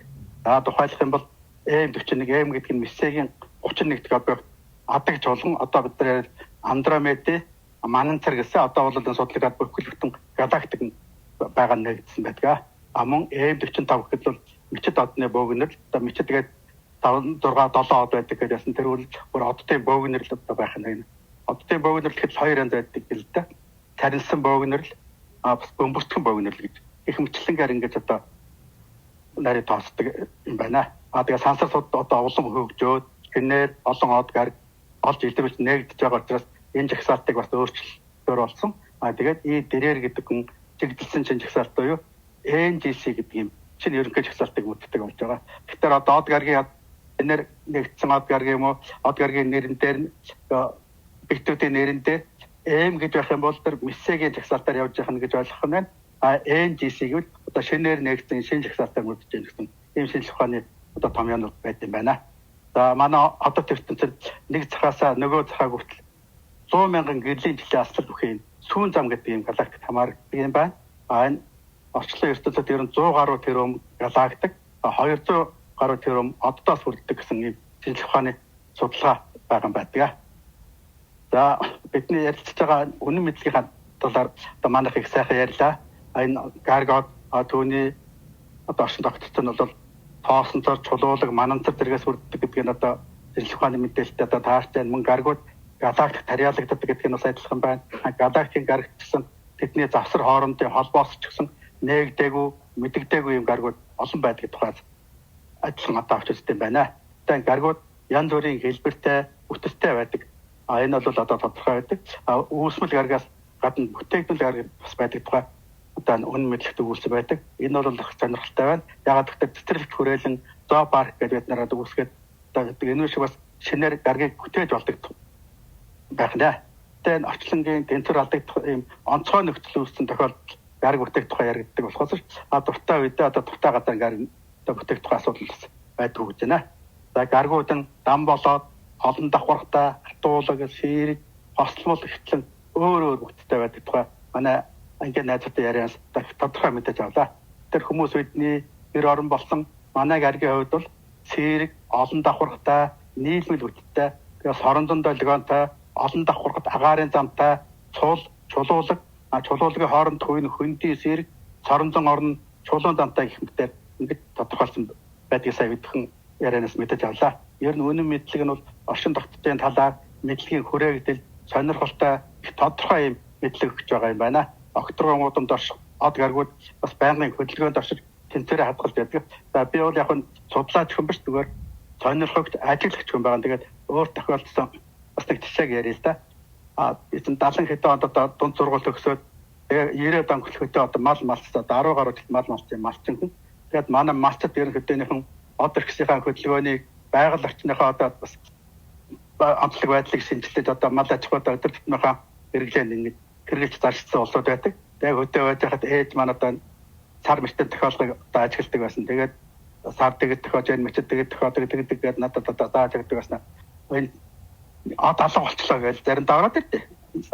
Заримдаа өөж од гараад ирсэн байна. 2 ч од нэмэгдсэн байна гэж ингэж явдаг. Та бодлоо ярьж байгаа л үгүй энэ од гарагч юу гэж нэмэгдэж яах вэ? Хэрвээ тэгээд нэмэгдсэн байдаг бол тань тэгж харагдаад багт яадаг гэсэн шүү юм яриад. Тэгээд өнгөрчөөсөн санагдтыг. Тэгээд одоо 30 жилийн дараа одоо 60 гарсан хойно энэ одоо үнэн байсныг одоо мэдээж авсан. Ягаад гэвэл од гаргийг мэдхэд одоо шууд хараад энэ нь од байна, энэ нь гараг юм байна гэж бас мэдэх боломж муутай. Тэгээд энэ Star Walk гэдэг энэ аппликейшнийг ашиглаад энэ одтой тохиолгыг харж байсан чинь нэрээ тэр од алга болчихсон гэдэг ээж яриад байсан үнэн байсан. Ягаад гэвэл тэр суур гараг маань нарны өмнө нэг харагдаад хойно нэг харагддаг тодорхой үйлчлэл байт юм байна да. Тэгсэн чинь сарны одоо нар жаргасны дараахан харагдах тэр үтшин галан гэж харагддаг. Тэгээ үтшин галан заримдаа харагдах байждаг. Тэгсэн чинь өвн од алга болчихлоо гэж. Нэр үтшин галан алга болчихдаг юм байна. Тэр нь болохоор нарныхаа өмнө орчиход өглөө үүр заахад гарчдаг тэр өөрийн цалан буюу одоо гэж одоо нэрлээд байдаг. Түнчлэгээр өөрийн галан гэж одоо ингэж нэрлээд. Ингээд од алга болчихдаг нь бол тодорхой байсан. Тэгсэн чинь од нэмэгдчихлээ гэж яриад байсан одоо бас гайхагдсан чинь энэ мөчд од маань өхрийн ордонд байрладаг юм байна. Тэгээ яг өхрийн ордонд сар ингээ байрлаад тойроо явж байгаа үед нь бас тэнд өөр однууд гаргууд бас байрлаж таардаг. Жишээлх юм бол одоо Марс гарагт байт юм уу? Санчаар мөн гаргууд тэнд байрлаж таардаг. Нэрээ однууд нэмэгдсэн харагддаг. Тэгээд тодорхой хугацааны дараа тэр од алга болчихсон. Тэр малчд маань одоо бас маш их ажигт гэрхай од нарны хөдөлгөөнийг бас сайн ажигладаг юм байдаг юм байна. Тэр энэ хөдөлгөөнийг бол бид бас анзаарч мэдж байгаа нь төвтэй байдаг. Үнэхээр сонирхолтой юм аа. Бас нэг сонин санагдсан зүйл нь ээж чинь шууд нүдэрээ тэр оддыг харна гэхээр хараа их сайн хүн байх нь тийм үү? Одоо бид нар бол одоо шил зүг тусгай нэг төхөөрөмжөөр л харах бах та. Хөдөөнийх нь ер нь алсын хараа бол холын хараа их сайн байдаг. Гэтэ тэр гаргуут бол ер нь яг тодорхой харагддаг нүдэнд бас нүдээр ингээл нүдээр бүгдийг харагддаг бас дааг байгаа. Однууд бол ерөнхийдөө нэлээ олон тод однууд харагддаг. Монголын тэнгэрт чинь бол ер нь жилийн 4 улиралд харагддаг одоо 7 бурхнаас ахуулаад энэ алтан гацаад энэ төр гэж байж байна. Жилийн 3 улиралд нь одоо харагддаг энэ 3 Мартын 3 галаад гэдэм одоо Сириус хөтөмөргөөд ийм олон однууд бол ингээл нүдээр харагдах юм боломжтой байдаг. Нүд чинь Монгол амьдралд нүдний хараанд бүрдэл юм сайн байх нь шүү дээ, тийм ээ. За, тий. За. Нар болон одоо банк хөдөлгөөнтэй байж тэнцвэрээ хадгалдаг гэлээ энэ талаар тодруулж өгөөч. За, манай дэлхий гэхэд одоо нарыг 365 хоногт ордог шүү дээ. Тэгэхдээ ингэж тоохдоо 940 сая км замыг туулд юм байна. Одоо энэ хөдөлгөөнөөр одоо ингэ тэнцвэр хадгалдаг. Тэгэхэд манай нар өөрөө сүүн зам галактик 225 сая жилтнийг тойрдог гинэ. Өөрөөр хэлбэл одоо динозаврууд байх үед одоо байжсэн байралтаа дөнгөж одоо тэр байралтаа нэг тойроод эргэж очиж байгаа гэсэн үг шүү дээ. Ийм маягаар удаан тойрдог байна. За бусад гаргуудтай үед бас нарыг тойрохдоо өөрөөр хугацаатай байдаг. Тэгэхээр бууд гараг нарны хажууханд байдаг ойрхон байдаг шүү дээ. Тэр бууд гараг 88 хоногт нарыг нэг удаа тойрд юм байна. Сугуур гараг 225 хоногт тойрдог. Сугуур гараг чинь нарны бууд гарагийн дараа байдаг. Гэхдээ гаргууд дотроос хамгийн тод нь сугуур гараг байдаг. Энэ Сириусгээд хамгийн тод од нь бол Сириус гараг, хамгийн тод гараг нь бол сугуур гараг. Үтчин галаа өөрийн цолмон ингээд тод харагддаг энэ од байдаг. За дараа нь ангар гараг 687 хоног одоо нарыг нэг тойрд юм байна. Ангар гараг бол нэг жижиг бүдэгдэх улаа. Гэхдээ бас ингээнүүдээр харагддаг ийм одоо гараг байдаг. За дараа нь Бархасад бол нэлээд тод харагддаг. Бархасад маань өөр хоногоор жилээр 12 жилд нарыг нэг удаа тойрд юм байна. Санчир гараг бол 30 жилд нарыг нэг удаа тойрд юм байна. Тэнгэрийн он гэж манайхан нэрлээд байдаг Уранус гараг бол 84 жилд нарыг нэг удаа тойрд юм байна. Далайн ван буюу одоо Нептун гараг 165 жилд нэг удаа тойрох нь. Дэлхийн ван буюу Плуто гараг 248 жилд тойрдог. Бусад жижиг гаргууд бол тодорхойгүй. Дэлхийн ван ч нэг 9 гаргийн тоонд ордог байсан чинь сүүлд нь одоо орж одоо судалж байгаа. Энэ бол жижиг одоо гаргийн байна гэдэг том гаргийн чагсаалтаас хасаад жижиг гаргийн тоонд ингэж оруулсан байгаа.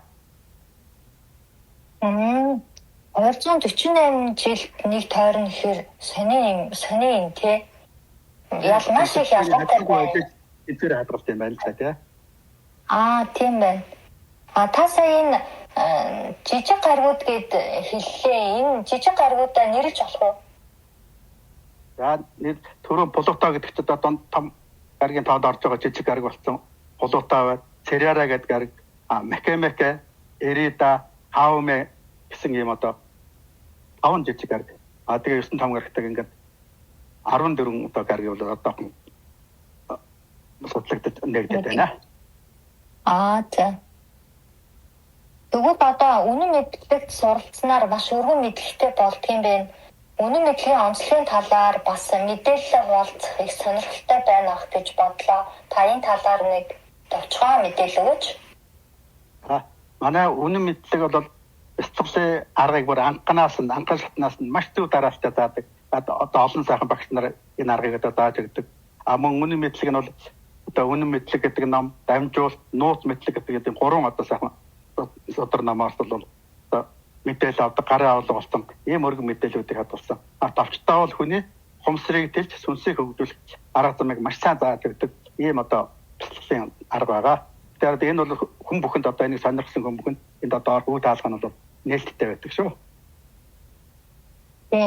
Бидний бэлдсэн энэ сэдвийн хүрээнд энэ ч одоо 3 сэдвийн талаар бид нар ярилцлаа. Тэгээ бас цаг бага байгаа учраас товчхон ярьж байна. Дэлгэрэнгүй ярих юм бол хэдэн цаг болно. Тэр энэ мэдлэгээс бид нар маш их мэдлэг тэлэх ойлголтуудыг авч байна. Тэгэхээр үнэн мэдлэгээс ер нь маш их мэдээлэл авдаг байх нь тийм ээ. Ийшээ маш их мэдээлэл авна. Одоо үнэн мэдлэгт нэг анхаасаа дунд шат тэгээд ур чадвар дээд цат тэгээд дээд цатаа төгсөөд гартаа тэр бүр нарийн мэдээллүүдийг бүр үн төлбөргүй ингээд заартаа сургаад тэнтэй сургаж явдаг. Ийм одоо сайхан сургалт байгаа. Маха. Үнэхээр сонирхолтой байна. За. Өвөө урдаахтаа талагдлаа. Маш гоё мэдээлэл өглөө. За бидний бэлдсэн сэдвийн хүрээнд асуулт байвал чатанда бичээд асууж болно. Сэдв маань ер нь энэ хүрээд сэдв маань дүүрч байна. Асуулт байвал чатан дээр бичээрэй.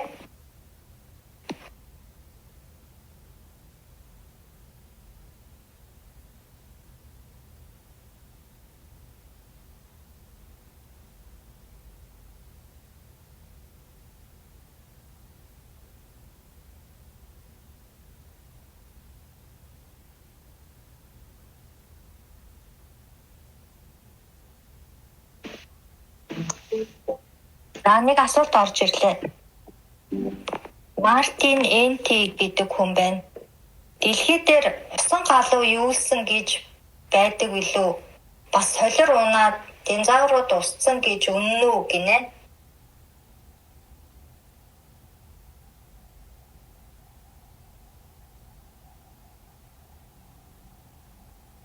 За манайхаа энэ асуултанд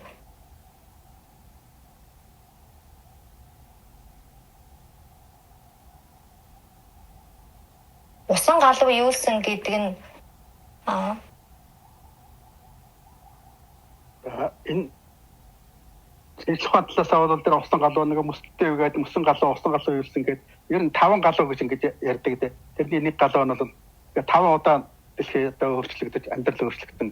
Тэгээд тэдгээр явуулмөр нь болохоор одоо энэ отод тасгтай явуулмөр гэдэг байдаг. Ерөнхийд хэлхватлаас нь бол ийм мэдээлэл өгдөг. Нар бол одоо нэг зурлагдсан болохоор үнэн гэж ойлгож байна. Баярлалаа. За дараагийн асуултууд бичигдэж байх шиг байна. Жаахан хүлээ.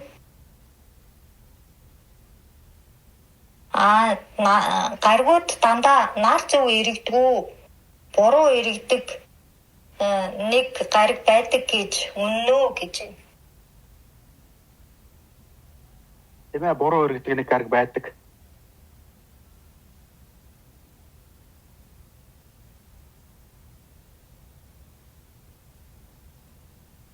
Энэ түрүүний асуултыг туул гэж хүн асуусан байна.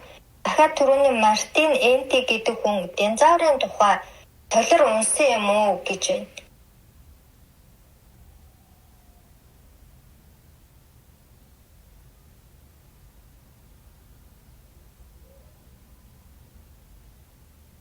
Тэгжил тайлбарладаг. Тэгэхээр энэ солир унаал тэгэл амьдрал нэг бүтэн бүрхэгдээд манангаар бүтээд динозавр батгал одоо бүх амьдрал өөрчлөгдсөн гэж ийм л ойлголттой явж байгаа.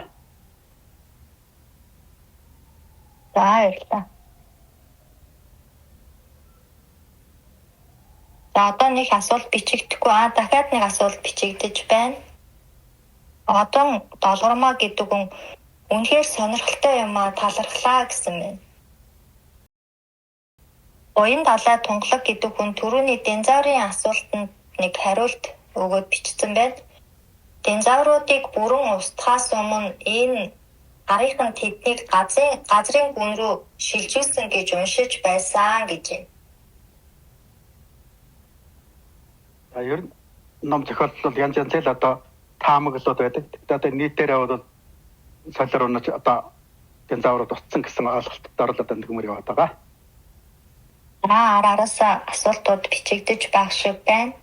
За Погно гэдэг хүн өдрийн минь сайн байцгаана уу?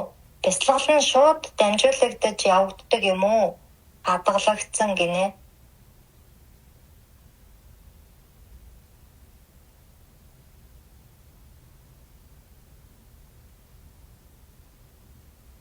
Манайхан энэ бяцлаглынхын мэдээллийг хэлээд өгөөрэй.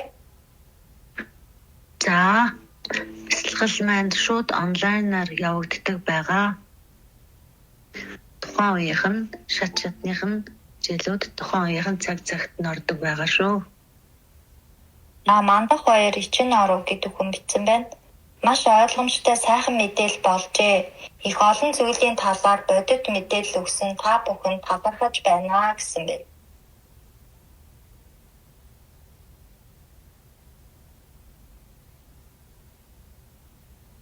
Погно гэдэг хүн баярлалаа. Ажил ихтэй болохоор бяцлагалд ямар л байдаг юм. Ажил ихтэй болохоор чадахгүй байна гэж байна.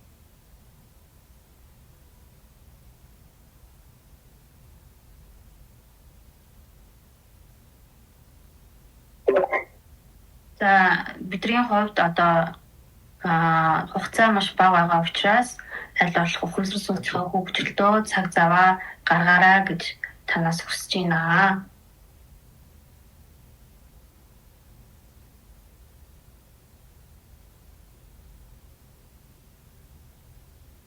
Энэ Мартин Энти гэдэг хүн динозаврууд тэгвэл дэлхийн хэд дэх эзэмшигчийн үед байсан гэсэн үг вэ гэсэн байна.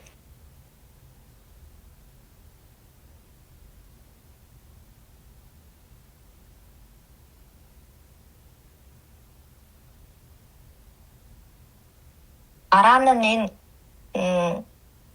хан харанхуй эпи гэдэг хүн динозаврууд эрэгтэл төрлийн үүсгэсэн ертөнц гэж бодож байна. Мөн тэднийг устгасан ч шалтгаантай л байх.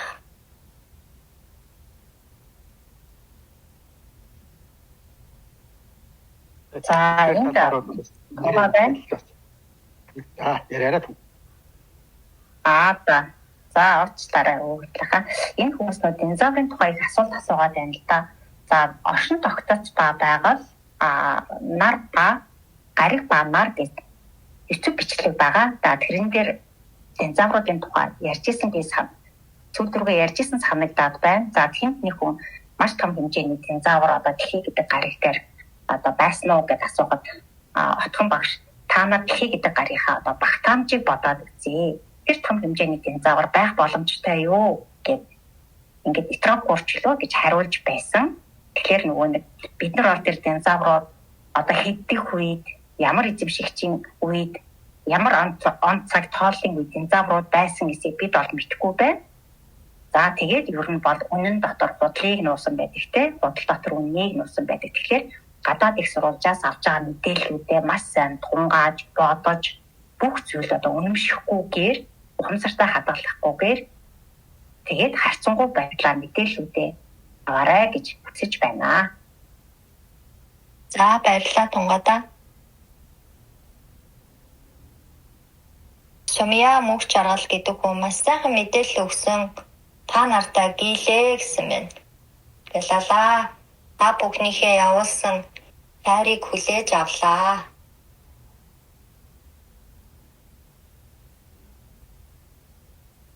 За нэг хүн асуулт бичижээ. Энэнийг аваад ерөнхийдөө ярилцлагын цаг маань дүүрч байна.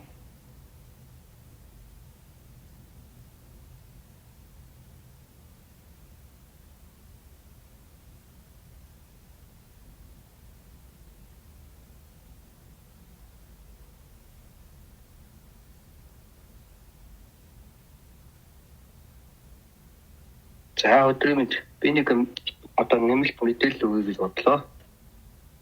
Баярлалаа.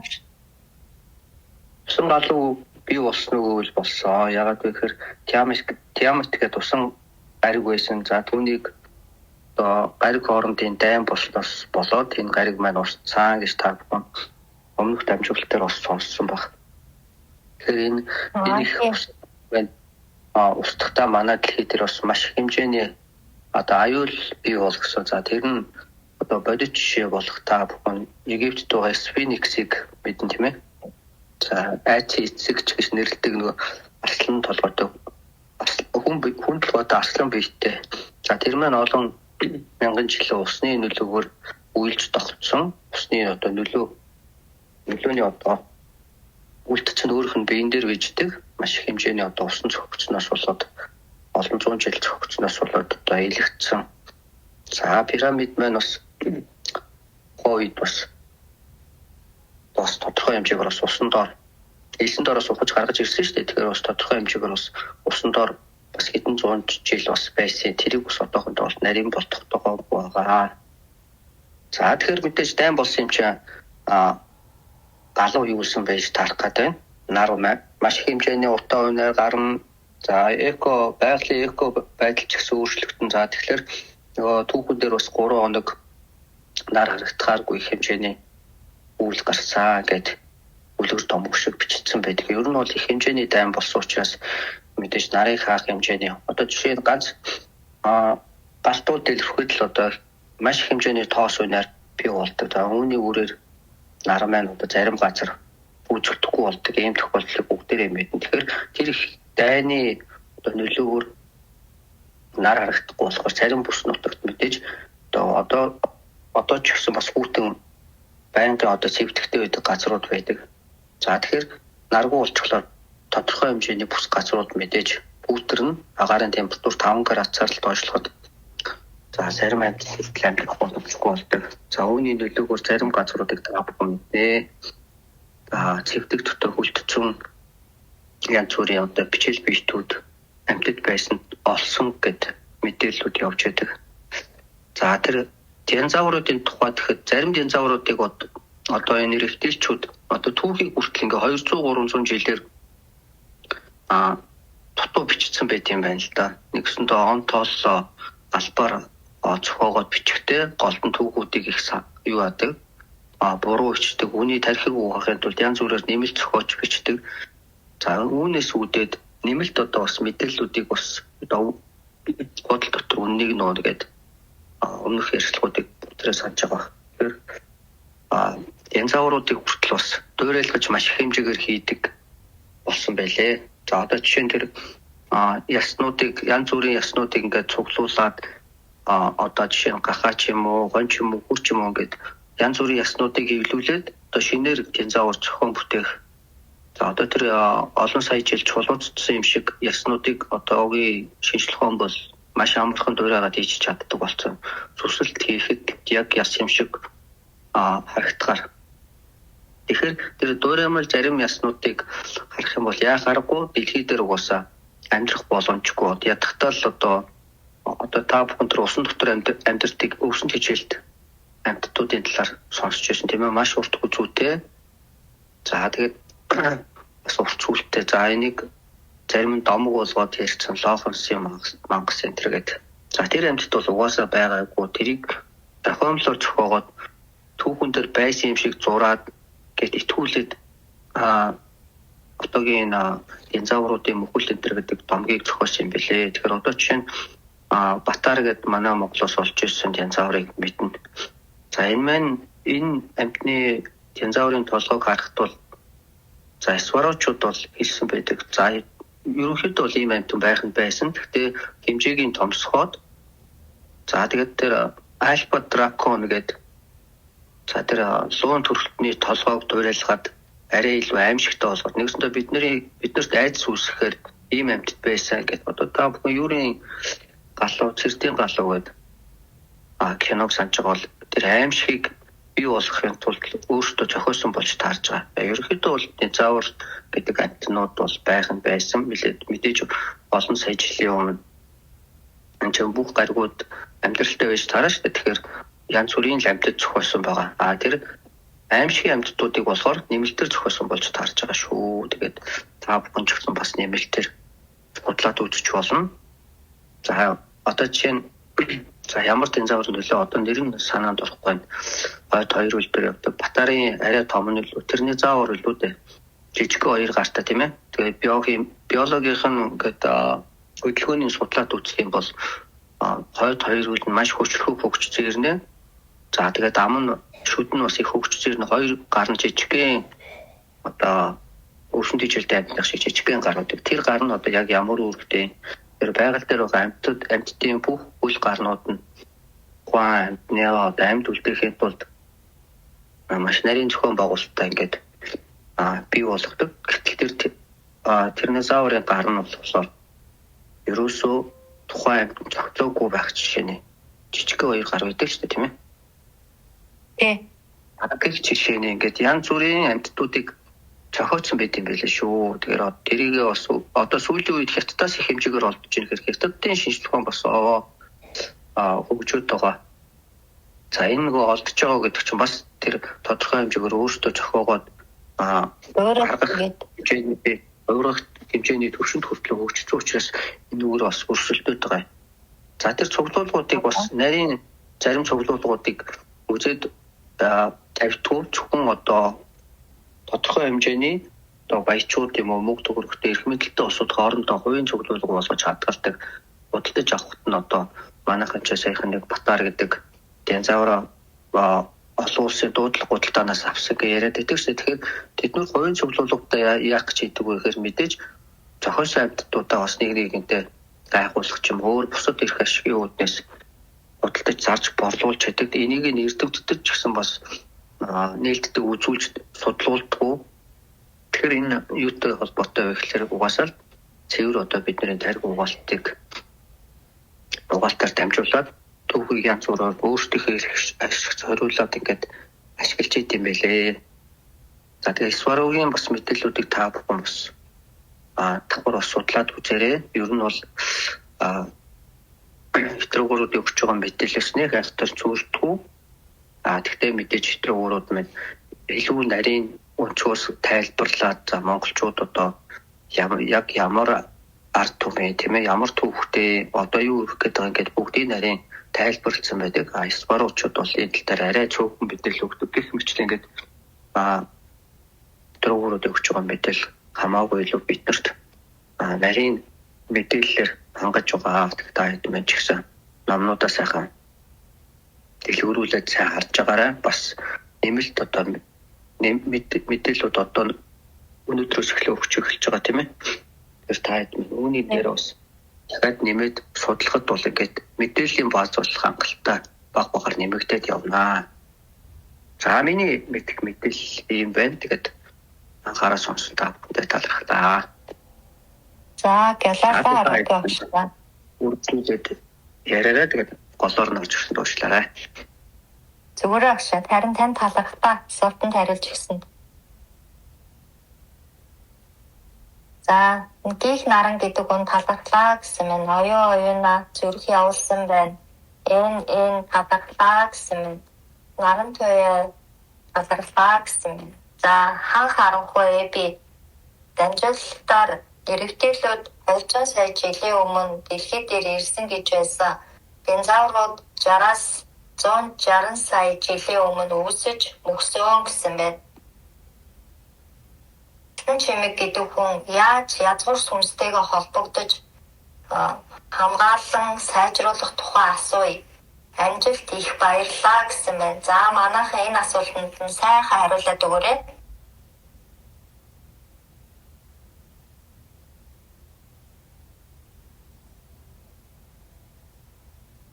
Яаж язгуур сүнстэйгээ холбогдож хамгаалтаа сайжруулах тухай асууя гэсэн байна. Ухамсар сүнстэйгээ холбогдох тухай. За язгуур сүнс гэхээс илүү нөгөө ухамсар сүнсээ яаж хөгжүүлэх вэ гэж асуугаад илүү зүгээр. Ухамсар сүнсээ болохоор бид нар анхан шат дунд шат, дээд шат гээд эдгээр сургалтуудыг дамжуулаад ухамсар сүнстэйгээ бүрэн холбогдоод тэгээд холбогдсныхаа үндсэн дээр өөрийнхөө тухайн PCB болон ухамсар сүнсээ хамгаалах тэр арга ухаанд суралцдаг. Тэгэхээр үнэн мэдлэгийн туслалт ингээд өргөжлүүлээд анхан шатанд явж байгаа дараа дараагийн шатандаа ингээд өргөжлүүлээд суралцаарай. Тэгвэл бүх арга ухаан мэдлэгийг олж авах болно. Маш төгс хамгаалтыг сурсан байдаг шүү. За эрдэнэ гээлээ сайхан яриа боллоо гэсэн мэн. За талархъя. Альмаа талархлаа гэсэн мэн. Ариуна бүрүү сонирхолтой сайхан ярилцлага өгсөн дээд шат 3-ында талархлаа. Мөн нарийн мэдлэг авахыг хүсвэл дээд шат төгссөний дараа этрогуудаас асуух боломж бидэнд гардаг байгаа гэсэн байна. За бусад хүмүүст хандаж хэлсэн байна. Бямсүрэн энэ гэсэн хүн усан галуу юусэн гэж яригддаг нь үнэн мэдлэгээр бол 3 дахь оршинлууд усыг авчираад өөрсдийгөө устгаад байхгүй болгосон гэж ярьж байсан юм болов уу гэж бодсон. За энэ түрүү Рокки огшийн талаар тодорхой хэлсэн. Та сонсон бахаа гэж бодож байна. За Мартин Энти өөрийнхөө асуултанд Рокки огшоос хариулт авсан бололтой багштай баярлалаа гэсэн мэт. За хоп гэдэг хүн зүрх явуулсан байна. Нүүн энэ сонирхолтой байлаа талхлаа гэсэн мэт. За өнөөдрийн асуулт одоо нэг орж ирэхгүй юм шиг байна. Одоо бидний ярилцлагын цаг дууссан байна. За ингээд бидний ярилцлага энэ хүрээд өндөрлөж байна. Цаг гарган бидэнтэй хамт ярилцлагыг манд таадан сонсон. Та нартай гүнээ талархъя. Дараагийн ярилцлагаараа уулзцгаая. Баяртай.